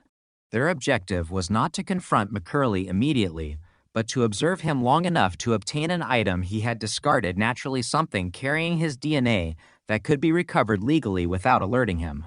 Such investigative techniques are common in modern criminal investigations. People routinely leave biological material behind on disposable objects. A drinking cup, a plastic straw, a napkin, a tissue, a cigarette, butt, or eating utensils may all contain saliva or skin cells suitable for DNA analysis after they have been abandoned. Detectives followed McCurley carefully. Every movement mattered. Every stop presented a possible opportunity. The surveillance operation demanded discipline. Officers avoided unnecessary contact and maintained sufficient distance to ensure they remained unnoticed. The goal was simple: collect a discarded item and allow science to determine whether the decades-old DNA profile finally had a name. Eventually, investigators obtained exactly what they needed. McCurley discarded a cup after visiting a restaurant. Once he left the area, detectives recovered the item and submitted it to the forensic laboratory under strict chain of custody procedures. There were no dramatic confrontations, no flashing lights, no public announcements.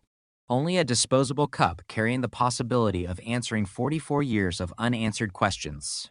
Inside the laboratory, forensic scientists began the comparison. The DNA recovered from the cup was extracted, processed, and analyzed using modern forensic methods. At the same time, analysts reviewed the preserved biological evidence collected during the original homicide investigation. Unlike the investigators working in 1974, laboratory scientists now possessed technology capable of comparing genetic profiles with extraordinary precision. Every stage of the examination followed established scientific protocols. Samples were documented. Controls were verified. Quality assurance procedures ensured the integrity of the results. Peer review confirmed the conclusions before investigators received the laboratory report. When the analysis was complete, the findings were unequivocal. The DNA profile obtained from Glenn Samuel McCurley's discarded cup matched the DNA recovered from evidence collected during Carla Walker's murder investigation. After 44 years, the unknown genetic profile finally belonged to a known individual. For investigators who had spent years reviewing the case, the moment was profound. The evidence preserved by detectives in 1974 had survived long enough for modern science to identify the person who left it behind. Yet even with a DNA match, investigators proceeded carefully. Responsible homicide investigations require more than a single piece of evidence. Detectives returned to the historical record, examining every available detail concerning McCurley's life during the early 1970s. They reviewed employment records, military history, residential addresses, vehicle ownership, personal associations.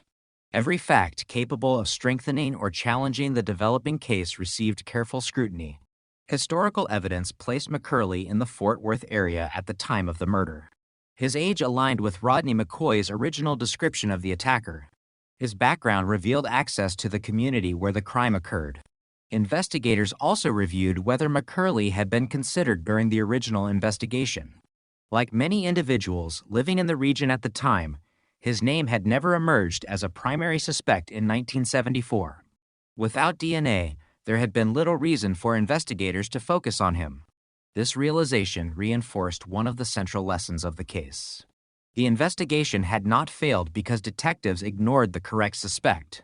It had remained unsolved because the technology necessary to identify him simply did not exist. Once investigators were satisfied that the evidence supported probable cause, they presented the case to prosecutors. A legal review became the next critical step. Prosecutors examined decades of investigative records, laboratory reports, witness statements, genealogical findings, and the direct DNA comparison linking McCurley to the preserved biological evidence. Only after concluding that the evidence met the required legal standard did authorities authorize an arrest warrant. On April 22, SIL 2018, Fort Worth police officers arrested Glenn Samuel McCurley. He was 77 years old.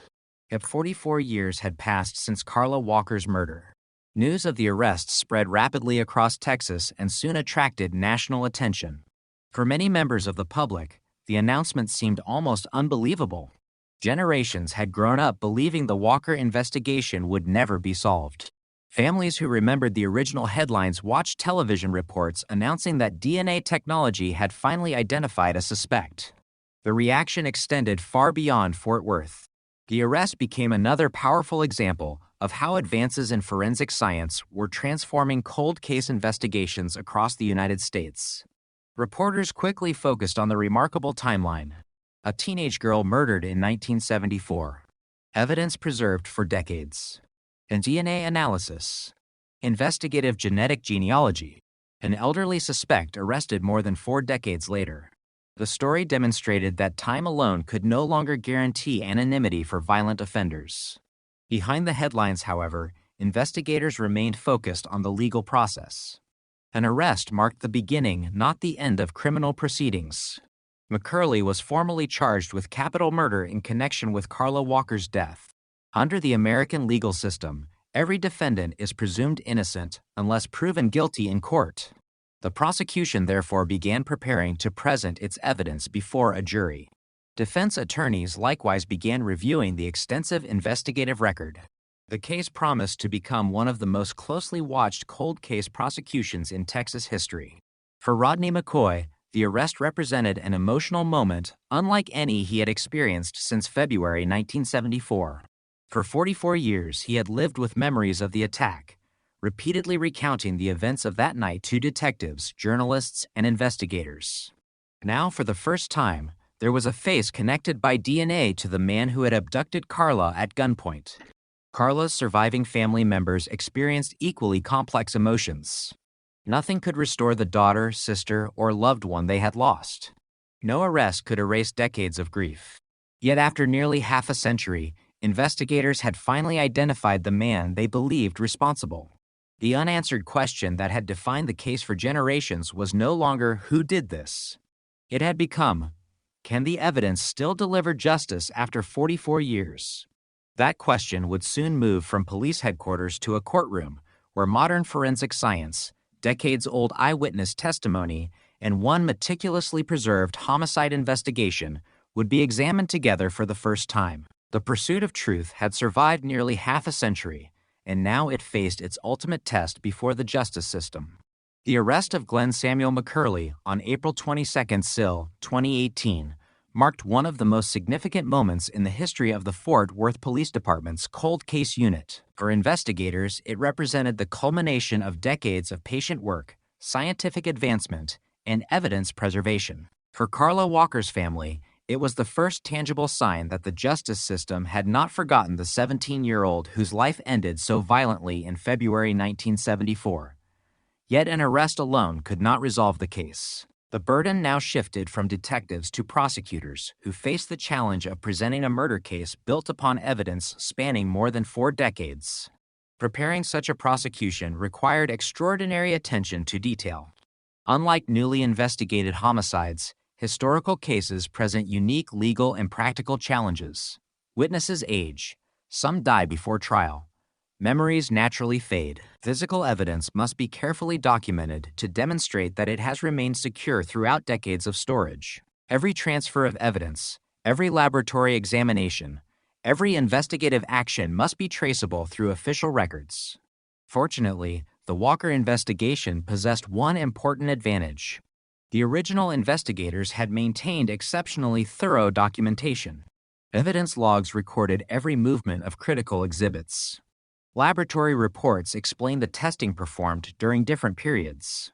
Witness interviews had been preserved in written reports and recordings where available. Successive generations of detectives had carefully maintained the integrity of the case file. This continuity proved invaluable.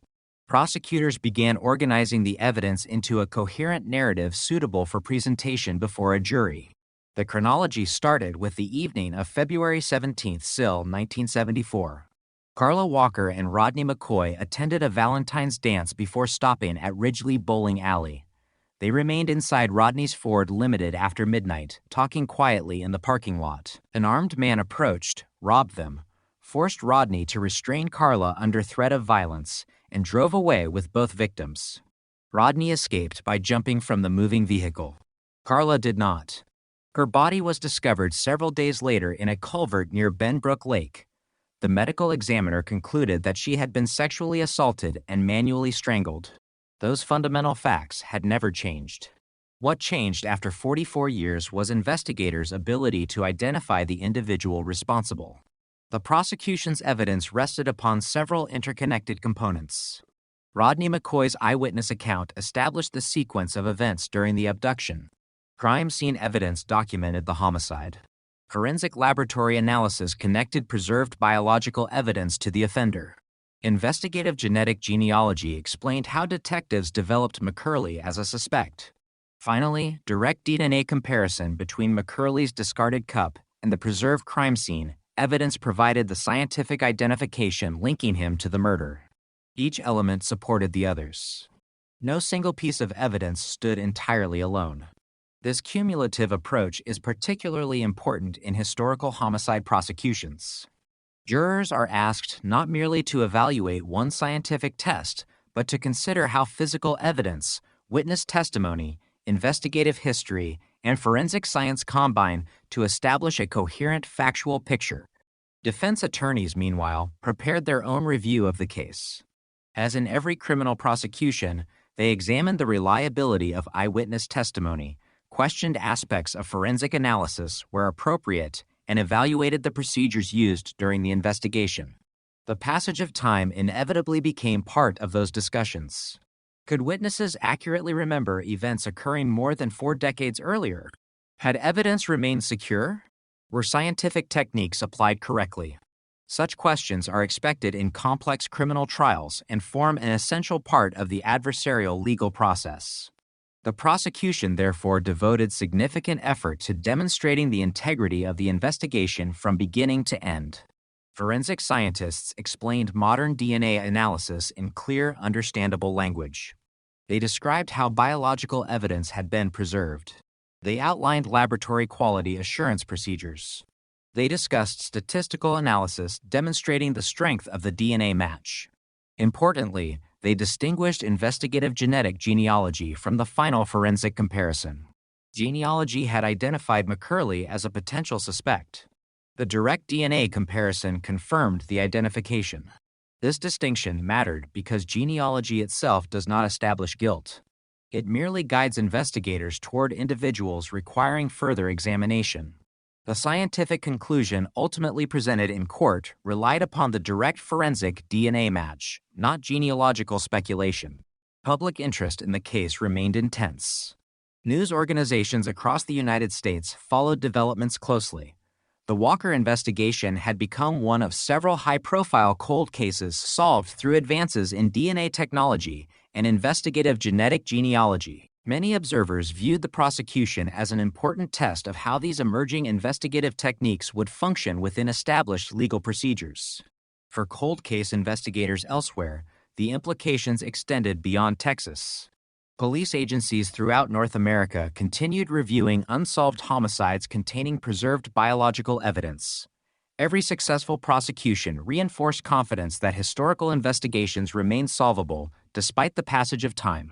The Walker case became part of that broader movement. While legal preparations continued, Carla's family maintained a measured public presence. Over 4 decades had passed since her murder. Many close relatives had spent much of their lives waiting for answers. Some family members who had witnessed the original investigation were no longer alive to see the arrest. Others remained determined to attend court proceedings whenever possible. Their focus was not revenge. It was accountability. Rodney McCoy likewise prepared to testify once again. Few witnesses are asked to revisit traumatic experiences separated by 44 years. Yet Rodney remained committed to assisting the prosecution. His account had remained remarkably consistent since the earliest police interviews in 1974. Although time inevitably affects memory, his description of the fundamental events never changed.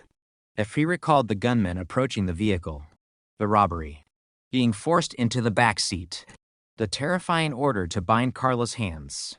The desperate leap from the moving car. Running for help. Watching the vehicle disappear into the darkness. Those memories had never left him. They remained as vivid as the night they occurred. Another important aspect of the prosecution involved explaining why the investigation required so many years. Some members of the public questioned whether police had overlooked McCurley during the original investigation. Investigators addressed this directly. The evidence demonstrated that McCurley had not become a viable suspect until investigative genetic genealogy identified his family line decades later. Nothing available in 1974 reasonably pointed detectives toward him. Only modern DNA technology created that opportunity. This explanation reinforced an essential point. The case remained unsolved not because investigators failed to pursue obvious evidence, but because critical scientific capabilities had not yet been invented. The preserved biological evidence had always contained the answer. Science simply required decades to learn how to read it.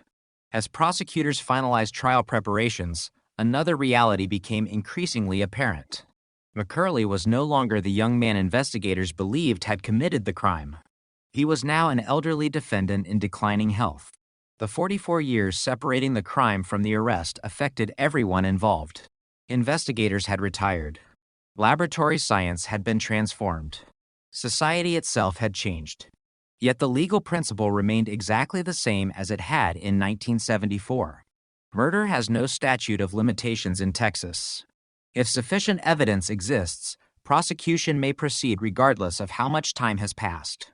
That principle reflects one of the central philosophies underlying cold case investigation. Justice delayed does not necessarily become justice denied. Sometimes the truth requires years to emerge.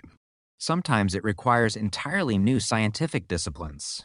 Sometimes it waits quietly inside an evidence vault until technology finally catches up with the careful work performed decades earlier. The Carla Walker investigation had reached precisely that moment. 44 years after detectives first documented the crime scene, the evidence they preserved was finally prepared to speak with a clarity unimaginable in 1974. The courtroom would soon become the place where past and present met, where eyewitness testimony from one generation, forensic science from another, and a decades-old promise to never stop searching for the truth would come together in one final attempt to secure justice for a 17-year-old whose story had waited nearly half a century to be fully told. When Glenn Samuel McCurley entered the courtroom, nearly 45 years had passed since the night Carla Walker disappeared from the parking lot of Ridgely Bowling Alley. The years had transformed everyone connected to the case. The frightened teenager who had escaped from the moving car was now an older man. Detectives who had responded to the original crime scene had long since retired or passed away. Forensic science had evolved beyond anything investigators in 1974 could have imagined. Yet despite the decades separating the crime from the trial, one question remained exactly as it had been on the morning Carla's body was discovered. Could the evidence prove, beyond a reasonable doubt, who had murdered her? The prosecution began by reconstructing the events of February 17th and 1974. Jurors were taken back to a Fort Worth that looked very different from the city they knew today. There were no mobile phones, no surveillance cameras overlooking parking lots, no automatic license plate readers, no DNA databases. Investigators relied on eyewitness testimony, physical evidence, handwritten reports, and painstaking detective work. The jury heard how Carla Walker and Rodney McCoy had attended a Valentine's dance before driving to Ridgely Bowling Alley. Witnesses described the atmosphere that evening: ordinary teenagers spending time together after a school event, unaware that someone armed with a handgun was about to change their lives forever. Rodney McCoy's testimony became one of the most emotional moments of the proceedings. Decades had passed since the attack, but his account remained strikingly consistent with the statements he had provided in 1974. He described sitting inside his Ford Limited with Carla after midnight. He remembered the sudden appearance of the armed stranger, the gun, the demands for money, the terrifying order to tie Carla's hands with his necktie, the desperate calculation racing through his mind as he searched for any opportunity to survive. Then came the moment that had haunted him for nearly half a century. He told the jury about jumping from the moving vehicle, about hitting the pavement, about running desperately toward nearby houses, about screaming for someone to call the police. He remembered looking back only long enough to see the car disappearing into the darkness. It was the last time he ever saw Carla alive. Throughout his testimony, prosecutors carefully avoided exaggeration. Rodney did not claim he could identify McCurley as the gunman. That would not have been accurate. The attack had occurred at night. The assailant had partially concealed his face. 44 years had passed. Instead, Rodney testified about what he actually experienced and observed. His credibility rested precisely on those limits. He described facts rather than speculation. The prosecution then shifted its focus to the forensic evidence. Expert witnesses explained the condition of the crime scene, the medical findings, and the biological evidence collected in 1974. Jurors learned that investigators had preserved critical evidence despite having no technology capable of extracting the information it contained. This point became central to understanding the case. The evidence had always existed. Only the science required to interpret it had been missing. Forensic DNA specialists then walked the jury through the evolution of genetic analysis. They explained how DNA testing first became available during the 1980s, how laboratory methods improved throughout the following decades, how preserved biological material from Carla's case eventually yielded a complete genetic profile belonging to the unknown offender. Visual presentations help simplify highly technical concepts. Jurors saw diagrams illustrating how DNA profiles are generated. Scientists explained genetic markers, laboratory controls, contamination safeguards, and statistical probability in language understandable to individuals without scientific backgrounds. One of the most important moments came when prosecutors addressed investigative genetic genealogy. By the time of McCurley's trial, the technique had already attracted considerable public attention because of its role in solving several high-profile cold cases. Still, prosecutors carefully emphasized its proper role. Genealogy did not identify McCurley as the killer. It identified him as someone whose family line matched the unknown DNA profile closely enough to justify further investigation. Only after detectives lawfully obtained McCurley's discarded drinking cup did forensic scientists perform the direct DNA comparison. That comparison, not genealogy itself, provided the scientific evidence connecting him to the biological material recovered from Carla Walker's murder. This distinction mattered legally. The jury was not being asked to convict based on family relationships. They were being asked to evaluate a direct forensic DNA match supported by decades of preserved evidence. The prosecution also presented testimony concerning the investigation itself. Cold case detectives described reopening the file, reviewing historical reports, preserving chain of custody, and working with genealogists to identify potential family lines. Their testimony demonstrated continuity rather than reinvention. This was not a new investigation replacing the old one. It was the continuation of an investigation that had never truly ended. Defense attorneys cross-examined witnesses carefully. They questioned aspects of memory, evidence preservation, and scientific procedures. Such challenges are fundamental to the criminal justice process. Every significant piece of evidence must withstand scrutiny before a jury. The defense also emphasized the extraordinary passage of time. 44 years separated the crime from the arrest. Witnesses had aged. Some participants were no longer alive. Certain investigative opportunities available in 1974 could never be recreated. Jurors therefore carried a significant responsibility. They needed to distinguish between the unavoidable effects of time and the reliability of evidence that had survived despite it. Forensic experts responded by explaining laboratory protocols in detail. Every transfer of biological evidence had been documented. Every examination followed established procedures. Independent review verified the DNA findings. The preservation of evidence over 4 decades became one of the investigation's greatest strengths rather than one of its weaknesses. Each carefully maintained record demonstrated continuity. Nothing appeared missing. Nothing suggested contamination. Nothing undermined confidence in the scientific conclusions. Outside the courtroom, media coverage remained extensive. Journalists described the proceedings as a landmark cold case prosecution. Television reports highlighted the role of investigative genetic genealogy while interviewing legal experts, forensic scientists, and former detectives familiar with historical homicide investigations. The public followed each development closely. Many observers viewed the case as evidence that advances in forensic science were permanently changing the future of criminal investigations. For Carla Walker's family, however, the proceedings carried a far more personal meaning. Every day inside the courtroom required revisiting the worst experience of their lives. Photographs shown to jurors had not been viewed by some family members for decades. Autopsy findings were discussed publicly. Witnesses described Carla's final hours. The search for justice demanded confronting painful memories once again. Rodney McCoy likewise endured enormous emotional strain. He had carried survivor's guilt for much of his adult life. Although investigators repeatedly assured him that he could not have prevented the crime, such reassurance rarely eliminates trauma. Returning to court after 44 years required extraordinary courage. Yet his willingness to testify reflected the same determination that had guided investigators throughout the case. No matter how much time had passed, the truth remained worth pursuing. As testimony continued, one fact became increasingly clear. The prosecution had not built its case upon a confession. There had been none.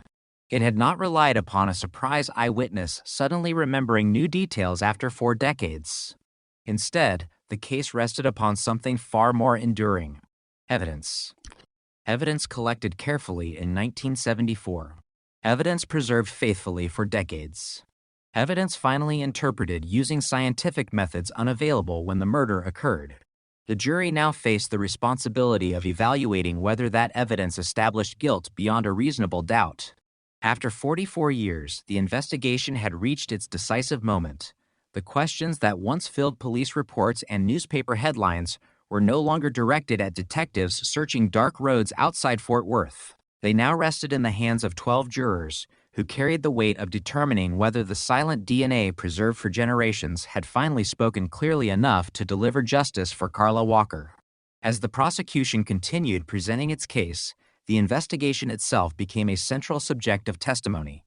This was not simply the story of a murder committed in 1974. It was also the story of how an investigation survived the passage of 44 years without losing its integrity. Jurors were asked to consider not only what happened to Carla Walker, but how generations of detectives, forensic scientists, evidence technicians, and prosecutors had preserved the opportunity to answer a question that once appeared impossible to solve.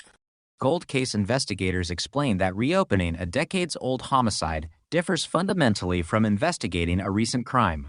A fresh homicide begins with an active crime scene. A cold case begins with history. Every decision must be reconstructed from reports written years or even decades earlier. Detectives inherit evidence collected by people they may never have met. Witnesses must be located again, often after moving across the country or changing their names. Some participants have died. Others remember only fragments of events that once seemed unforgettable. The Walker investigation presented all of these challenges. Original detectives had retired. Several witnesses were no longer alive. Businesses connected to the case had closed. Neighborhoods had changed dramatically. Yet despite these obstacles, the documentary record remained remarkably complete. Every evidence package carried identifying information. Every laboratory examination had been documented. Every supplemental report preserved another piece of the investigation's history. Prosecutors emphasized that continuity throughout the trial. The case had not been reconstructed from memory. It had been reconstructed from records. Jurors also learned more about the biological evidence recovered in 1974. Forensic experts carefully explained that investigators at the time had no way of knowing how valuable DNA technology would eventually become. Nevertheless, they had followed accepted evidence preservation procedures, documenting, packaging, and storing biological material with extraordinary care. That attention to detail ultimately proved decisive. Evidence preserved for one scientific purpose became invaluable for another that had not yet been invented. The prosecution next focused on investigative genetic genealogy, a technique unfamiliar to many members of the public before several high-profile cold cases brought it into the national spotlight. Expert witnesses explained the process methodically. The unknown DNA profile from Carla Walker's murder was first developed using modern forensic techniques. Because that profile produced no match in conventional law enforcement databases, investigators pursued genealogy. Rather than searching for the offender directly, specialists searched for relatives who had voluntarily made portions of their DNA available for genealogical comparison under applicable database policies. Those relatives did not identify the killer. They identified family connections. Professional genealogists then undertook months of historical research: birth certificates, marriage records, death certificates, military records, census documents, obituaries, newspaper archives, public records stretching across multiple generations.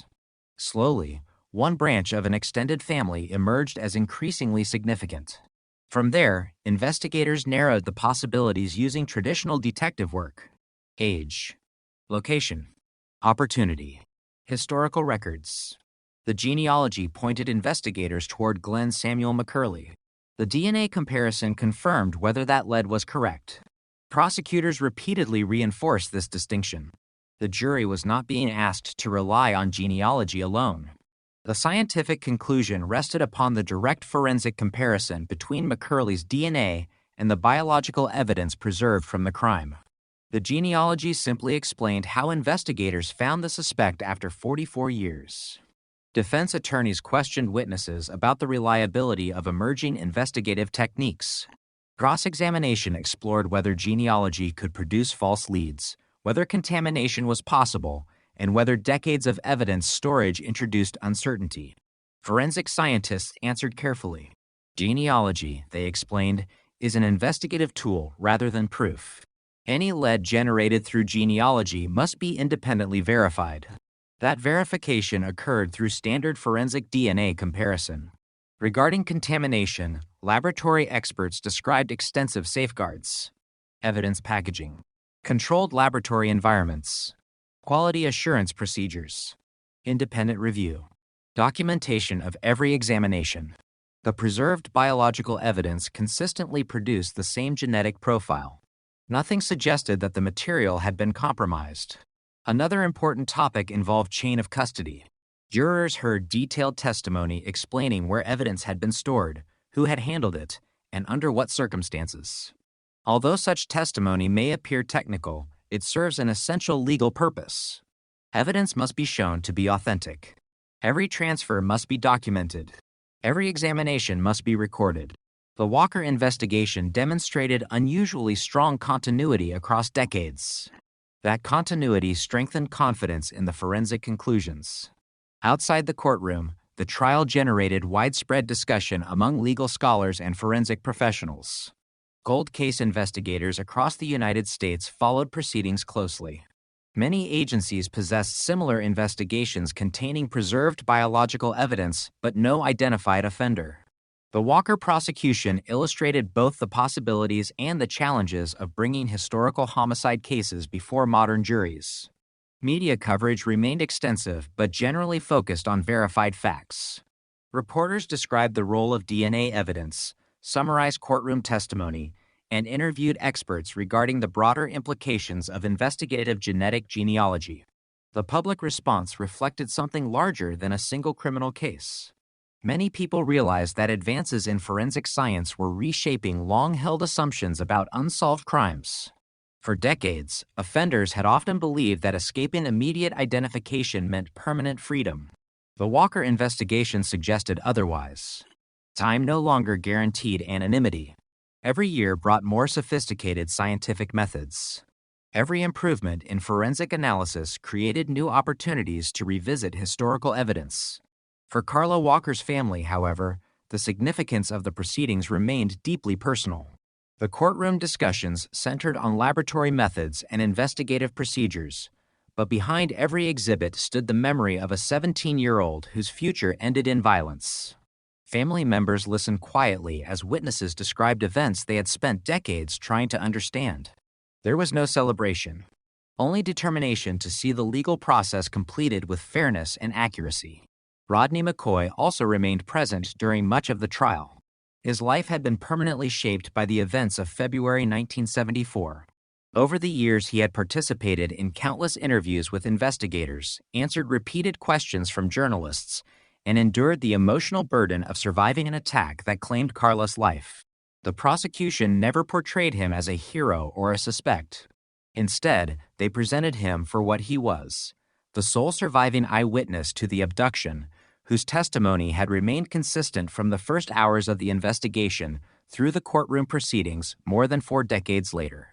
As testimony concluded, both sides prepared for closing arguments. The prosecution argued that the evidence formed a complete and consistent picture. Rodney's eyewitness account established the abduction. The crime scene established the homicide. Preserved biological evidence connected the offender to the victim. Modern forensic DNA analysis identified Glenn Samuel McCurley as the source of that biological evidence. The defense urged jurors to examine the evidence carefully, emphasizing the passage of time and the importance of proving guilt beyond a reasonable doubt. The responsibility now belonged entirely to the jury. After 44 years of investigation, countless interviews, thousands of pages of reports, and scientific advances spanning generations, the search for answers had reached its final stage. Detectives could investigate no further. Forensic scientists could perform no additional testing capable of changing the central findings already presented. The fate of the prosecution and the question of whether Carla Walker's killer would finally be held legally accountable now rested with the jurors as they withdrew to deliberate over one of Texas's longest-running and most remarkable cold case investigations. When the jury retired to deliberate, nearly 48 years had passed since Carla Walker climbed into Rodney McCoy's Ford Limited outside Ridgely Bowling Alley. What had begun as an ordinary Friday night in February 1974 had become one of Texas's longest-running homicide investigations. During those decades, detectives had come and gone, forensic science had undergone a revolution, and entire generations had grown up knowing the Walker case only as one of Fort Worth's most enduring mysteries. Now, after weeks of testimony, the responsibility for reaching a verdict rested entirely with 12 citizens. Deliberations in any criminal trial occur behind closed doors. Unlike courtroom testimony, they are not broadcast to the public. The jurors reviewed the evidence presented throughout the proceedings. They examined photographs. They considered Rodney McCoy's testimony. They evaluated the forensic reports. They discussed the DNA evidence, the investigative timeline, and the scientific explanations provided by expert witnesses. Most importantly, they weighed whether the prosecution had proven its case beyond a reasonable doubt. For the families involved, every hour of deliberation seemed immeasurably longer than those recorded on a clock. Carla Walker's relatives had already waited decades.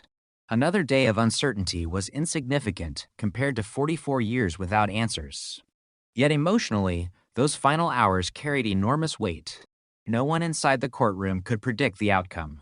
Eventually, the jury returned. The courtroom became silent. Everyone stood as the jurors entered and took their seats. The verdict was handed to the judge. After reviewing the document, the court announced the decision. Glenn Samuel McCurley was found guilty of Carla Walker's murder. The verdict represented the first formal legal determination identifying the person responsible for Carla's death. For Carla's surviving family members, it marked the end of a legal journey that had begun nearly half a century earlier. There was no sense of celebration. Instead, many described the moment as one of quiet relief. Justice had arrived far later than anyone wished, but it had arrived. Following the guilty verdict, the court proceeded to sentencing. Under Texas law applicable to the case, McCurley received a sentence of life imprisonment.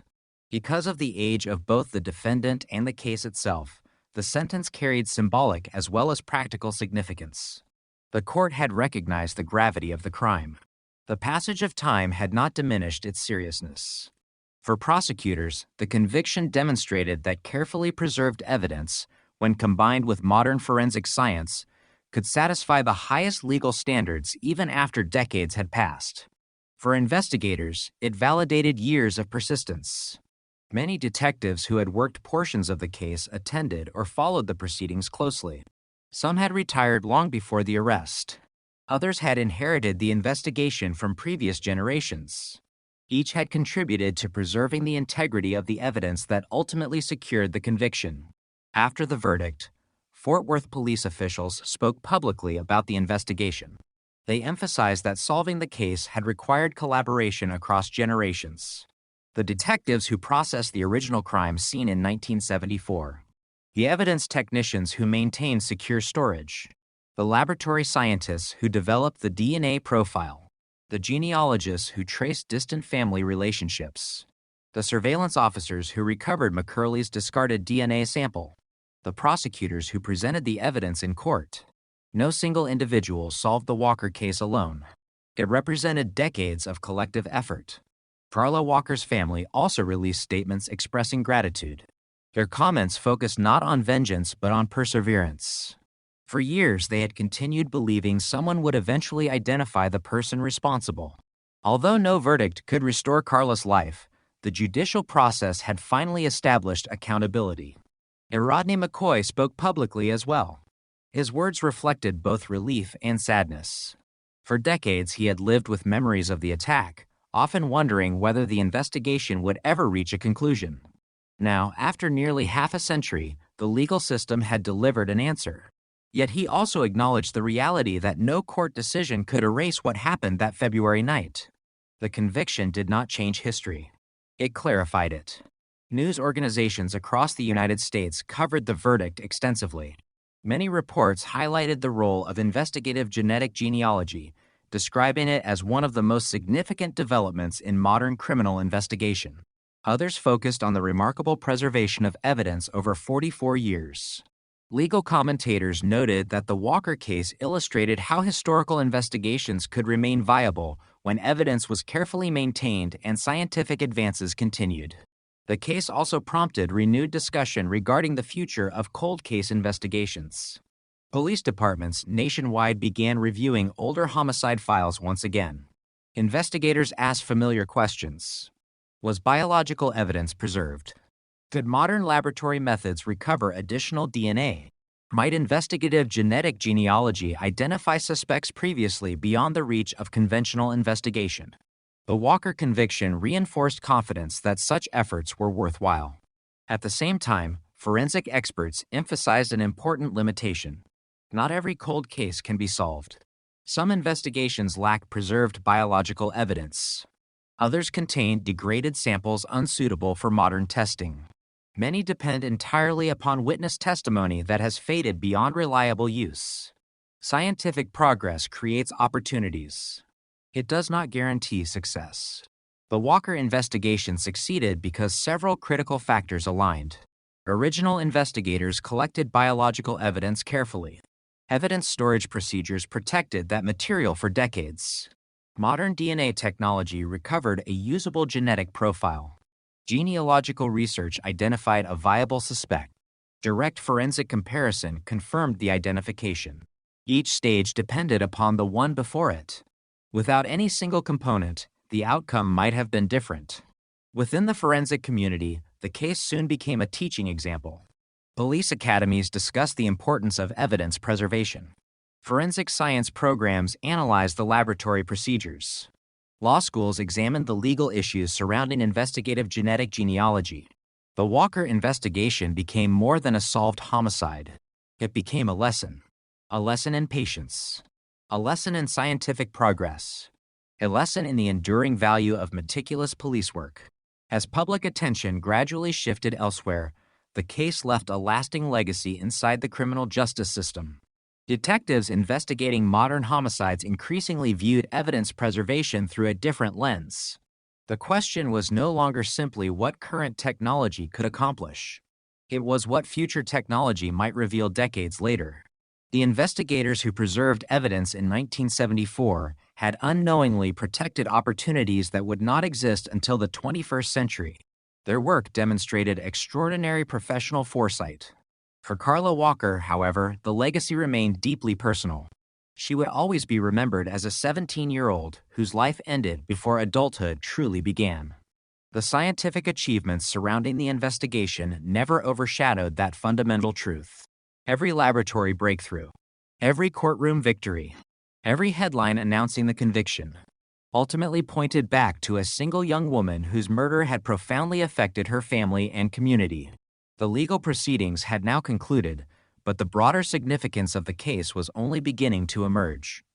Across North America, investigators studying the Walker investigation recognized that its greatest contribution extended beyond one conviction. It demonstrated that the combination of meticulous evidence preservation, advancing forensic science, and unwavering investigative persistence could transform even the oldest cold cases into solvable mysteries. The silence that had surrounded Carla Walker's murder for 44 years had finally been broken, not by chance, but by science, determination, and an enduring commitment to follow the evidence wherever it ultimately led.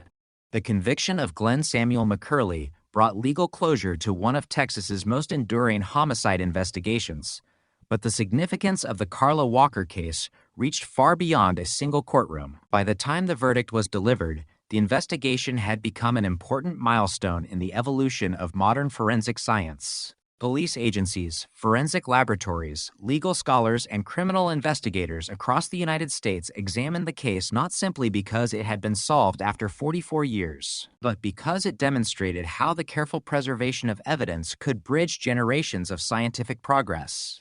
Cold cases occupy a unique place within criminal justice. Unlike active investigations, they are defined by time. The crime scene has long disappeared. Buildings may have been demolished, and roads reconstructed, neighborhoods transformed, witnesses relocate, families age. Some investigators retire before answers are ever found. Others spend entire careers working investigations that began before they entered law enforcement. Yet one element remains constant: evidence. When preserved correctly, evidence does not forget. Unlike human memory, biological material does not become uncertain with age.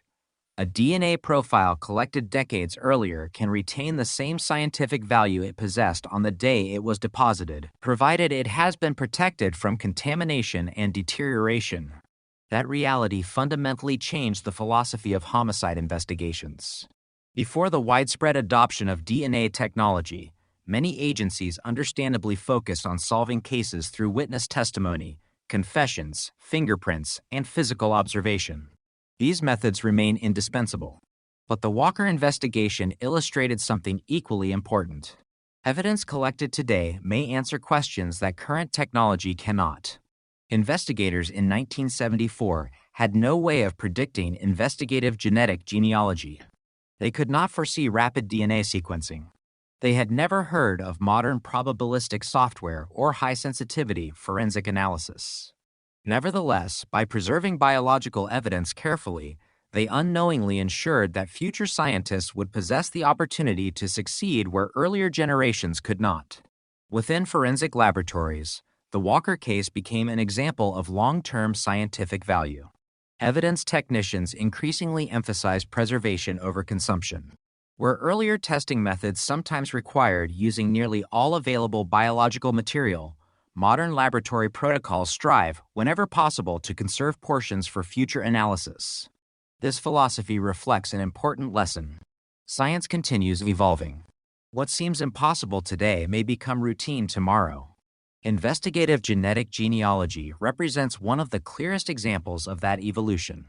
Only a decade before the Walker arrest, few investigators imagined solving homicides through distant family relationships reconstructed from historical records.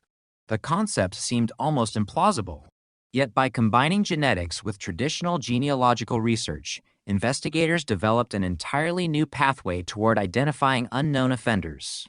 Importantly, the Walker investigation also demonstrated that genealogy does not replace conventional police work. Rather, it complements it. The genealogical research identified a possible suspect. Detectives then conducted surveillance. They lawfully recovered discarded biological material. Forensic scientists performed direct DNA comparison. Prosecutors assembled independent evidence. The investigation succeeded because traditional detective work and modern science operated together. Neither would have been sufficient alone. This balance remains essential. Science identifies possibilities. Investigators establish facts. Courts determine legal responsibility. Each institution performs a distinct role within the justice system. The Walker case illustrated that relationship with remarkable clarity. The investigation also renewed discussion regarding the ethical dimensions of forensic technology. Investigative genetic genealogy relies upon DNA voluntarily submitted by individuals exploring family history. As the technique became more widely used, legal scholars and policymakers examined appropriate safeguards governing privacy, consent, and law enforcement access. These discussions continue today. The Walker investigation occurred within existing legal frameworks and emphasized careful judicial oversight. Experts generally agreed that transparency and clearly defined procedures remain essential whenever emerging technologies intersect with criminal investigations. Another lasting lesson involved public confidence. For decades, many citizens assumed unsolved murders inevitably reached a point beyond recovery. The phrase cold case itself often suggested permanent failure. The Walker investigation challenged that perception. Instead of representing abandonment, a cold case increasingly came to represent potential. Potential awaiting better science. Potential awaiting new evidence. Potential awaiting investigative methods not yet invented. Across North America, police departments responded by expanding cold case units. Experienced detectives began reviewing historical files with fresh optimism. Evidence vaults, once viewed as archives, became repositories of future opportunity. Laboratories received increasing requests to reevaluate biological evidence collected decades earlier. Some investigations produced no new answers. Others generated unexpected breakthroughs. Each review reinforced the same principle. No homicide investigation should be considered permanently unsolvable solely because existing technology has reached its limits. For Carla Walker's family, these broader developments carried profound emotional significance. Although their primary concern had always been accountability for Carla's murder, many family members recognized that the investigation might help other families waiting for answers. Every improvement in forensic science, inspired partly by historical cases, increases the possibility that future victims may also receive justice. In that sense, Carla's case contributed to a larger legacy. It became part of the ongoing effort to improve homicide investigation for generations to come. Rodney McCoy's experience likewise resonated far beyond the courtroom. As the sole surviving eyewitness to the abduction, he spent decades cooperating with investigators despite the emotional burden involved. His testimony remained remarkably consistent throughout 44 years. The Walker investigation demonstrated the importance of preserving early witness statements carefully. Human memory naturally changes over time. Accurate contemporary documentation allows investigators decades later to distinguish original recollections from later interpretation. This lesson continues influencing investigative practice. Modern homicide investigators routinely record detailed interviews as early as possible, recognizing their future evidentiary value.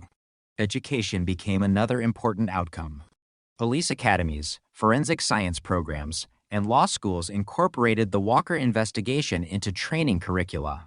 Students examined evidence preservation, cold case methodology, DNA analysis, chain of custody, and investigative genetic genealogy through the lens of an actual homicide successfully prosecuted after nearly half a century. The case demonstrated that criminal investigations rarely depend upon one dramatic discovery.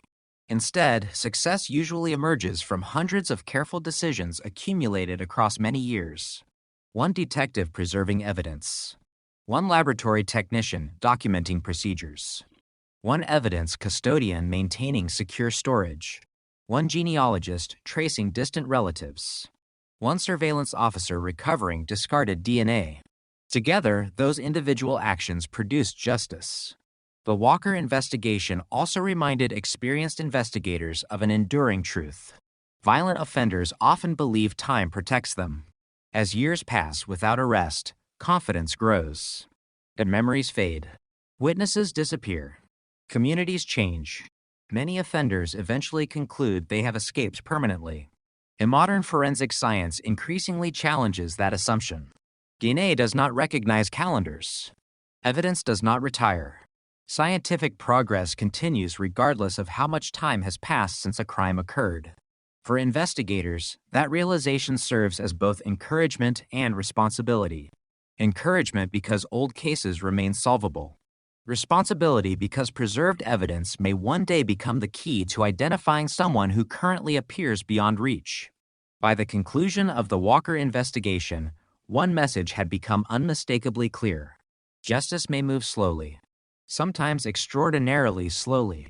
But when evidence survives and investigators remain committed to following it wherever it leads, the passage of time does not necessarily erase accountability. 44 years separated Carla Walker's final evening from the conviction of the man responsible for her murder. Those years transformed technology, policing, and society itself.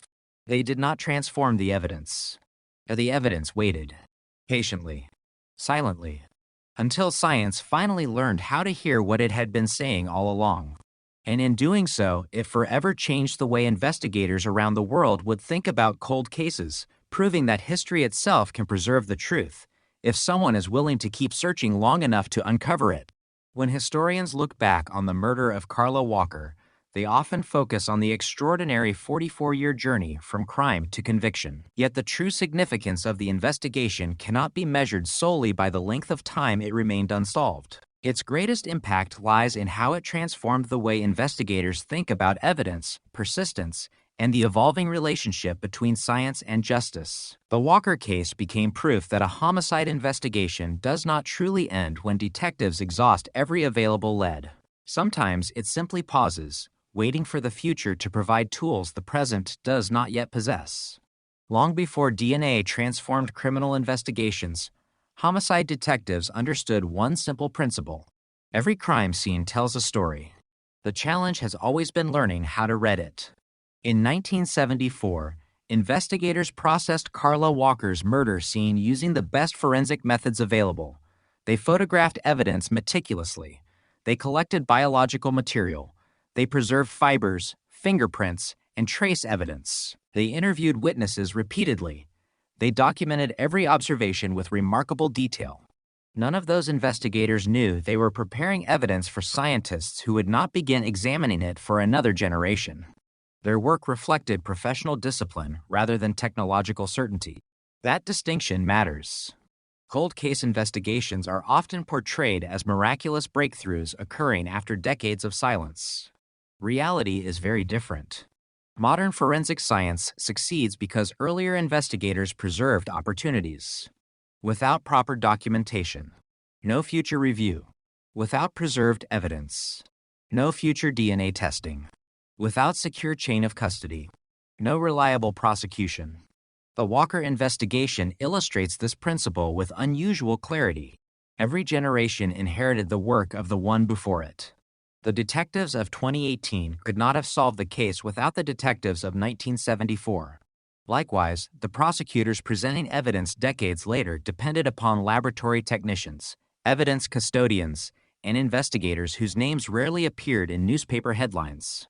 Justice became a relay rather than a sprint. Each participant carried the investigation forward before handing it to the next generation. One of the most remarkable aspects of the case involves what investigators did not possess. There was no confession, no secretly recorded conversation, no surveillance video, no mobile phone location data, no internet search history, no social media records. Nearly every technological tool common in modern criminal investigations simply did not exist. Instead, the prosecution relied on three enduring forms of evidence: eyewitness testimony, carefully preserved physical evidence, modern forensic science. Those elements, when combined, prove stronger than time itself. The case also illustrates an important psychological dimension of long-term investigations. Violent offenders frequently assume that surviving the first months after a crime greatly reduces the likelihood of arrest. Historically, that assumption often proved accurate. Before DNA technology, unsolved murders became increasingly difficult to resolve as years passed. Witnesses forgot details. Records disappeared. Investigators retired. Opportunities diminished. The emergence of forensic genetics fundamentally altered that calculation. Today, many investigators describe DNA as a witness that never forgets. It does not become confused. It does not change its account. It does not die. As laboratory methods improve, Previously unreadable evidence may suddenly become highly informative. That scientific permanence changes the relationship between offenders and time. Every passing year once favored the offender. Increasingly, every passing year now favors science. The Walker investigation became one of the clearest demonstrations of that shift. For forensic scientists, the case reinforced another critical lesson. Technology alone never solves crimes. Scientific evidence must always be interpreted within investigative context. DNA can establish contact between individuals and evidence. It cannot explain motive. It cannot reconstruct every action. It cannot answer every question surrounding a crime. Those answers still require detective work. Investigators must establish timelines, interview witnesses, evaluate opportunity, examine historical records, verify laboratory findings independently. Science provides answers. Investigation provides meaning. Together, they produce justice. The legal proceedings surrounding McCurley's conviction also demonstrated the importance of transparency. Every scientific method introduced before the jury underwent careful explanation. Experts described laboratory procedures step by step. Defense attorneys challenged those procedures where appropriate. The court evaluated both perspectives. This openness strengthens public confidence. Scientific evidence becomes most persuasive not because it escapes scrutiny, but because it withstands scrutiny. The Walker prosecution reflected precisely that principle. Every significant conclusion was documented. Every laboratory process reviewed. Every evidentiary step explained. The investigation therefore served not only justice but public understanding. Outside the courtroom, the impact extended throughout the law enforcement community. Police agencies possessing unsolved homicides began reassessing evidence inventories. Old storage boxes suddenly appeared far more valuable. Biological samples collected decades earlier represented possibilities rather than forgotten exhibits. Many departments expanded cold case initiatives accordingly. Federal, state, and local agencies increased collaboration with forensic laboratories specializing in historical evidence. Genealogists became regular participants in homicide investigations. What once seemed experimental gradually became established investigative practice. The Walker case helped accelerate that transformation. It also reminded investigators of something profoundly human. Every cold case file represents a family still waiting. Boxes labeled with case numbers contain birthdays never celebrated, holidays forever altered, and lives permanently divided into before and after. Administrative terminology can unintentionally obscure emotional reality. A detective may refer to case number 74, while a mother remembers her daughter. An evidence technician handles sealed envelopes while siblings remember family dinners that never happened again. The Walker investigation never lost sight of that distinction. Throughout the prosecution, Carla remained the center of the story. Not the DNA, not the genealogy, not the courtroom strategy. A 17-year-old whose future disappeared in minutes. That perspective shaped every stage of the investigation. For Rodney McCoy, the conclusion of the case represented a measure of peace rather than closure. People often describe criminal convictions as providing closure. Families affected by homicide frequently reject that expression. Nothing truly closes the loss of someone loved. A verdict cannot restore birthdays missed across for decades. It cannot replace conversations never held. It cannot erase memories of violence. What it can provide is truth, official recognition, accountability. For many families, those things matter deeply. They allow history to record events accurately rather than leaving unanswered questions indefinitely. The Walker case ultimately accomplished exactly that. The identity of the unknown offender became known. Responsibility became established through evidence rather than speculation. The investigation reached a conclusion supported by science and affirmed through the legal process. Looking toward the future, investigators increasingly recognize that cases like Carla Walker's are unlikely to remain unique. Every year brings more sophisticated forensic technology. DNA sequencing becomes more sensitive. Genealogical databases continue expanding within applicable legal frameworks. Computational analysis grows more powerful. Historical evidence once considered insufficient may yield new information tomorrow. The next breakthrough may already exist inside an evidence room, waiting for technology that has not yet been invented. That possibility continues inspiring cold case investigators worldwide. For them, the Walker investigation is not merely a success story. It is a reminder that persistence has value, that careful evidence preservation matters, that justice delayed remains preferable to justice abandoned, and above all, that every unsolved homicide deserves the opportunity to be viewed again through the lens of tomorrow's science rather than yesterday's limitations. 44 years separated the crime from the conviction, but the investigation ultimately proved a timeless principle. While memories fade and generations pass, truth has an extraordinary capacity to survive waiting patiently inside the evidence until someone finally learns how to uncover it. The resolution of Carla Walker's murder did more than close one of Texas's oldest homicide investigations. It fundamentally reshaped the conversation surrounding cold cases throughout the United States. For decades, investigators had spoken about unsolved murders with cautious realism. They understood that some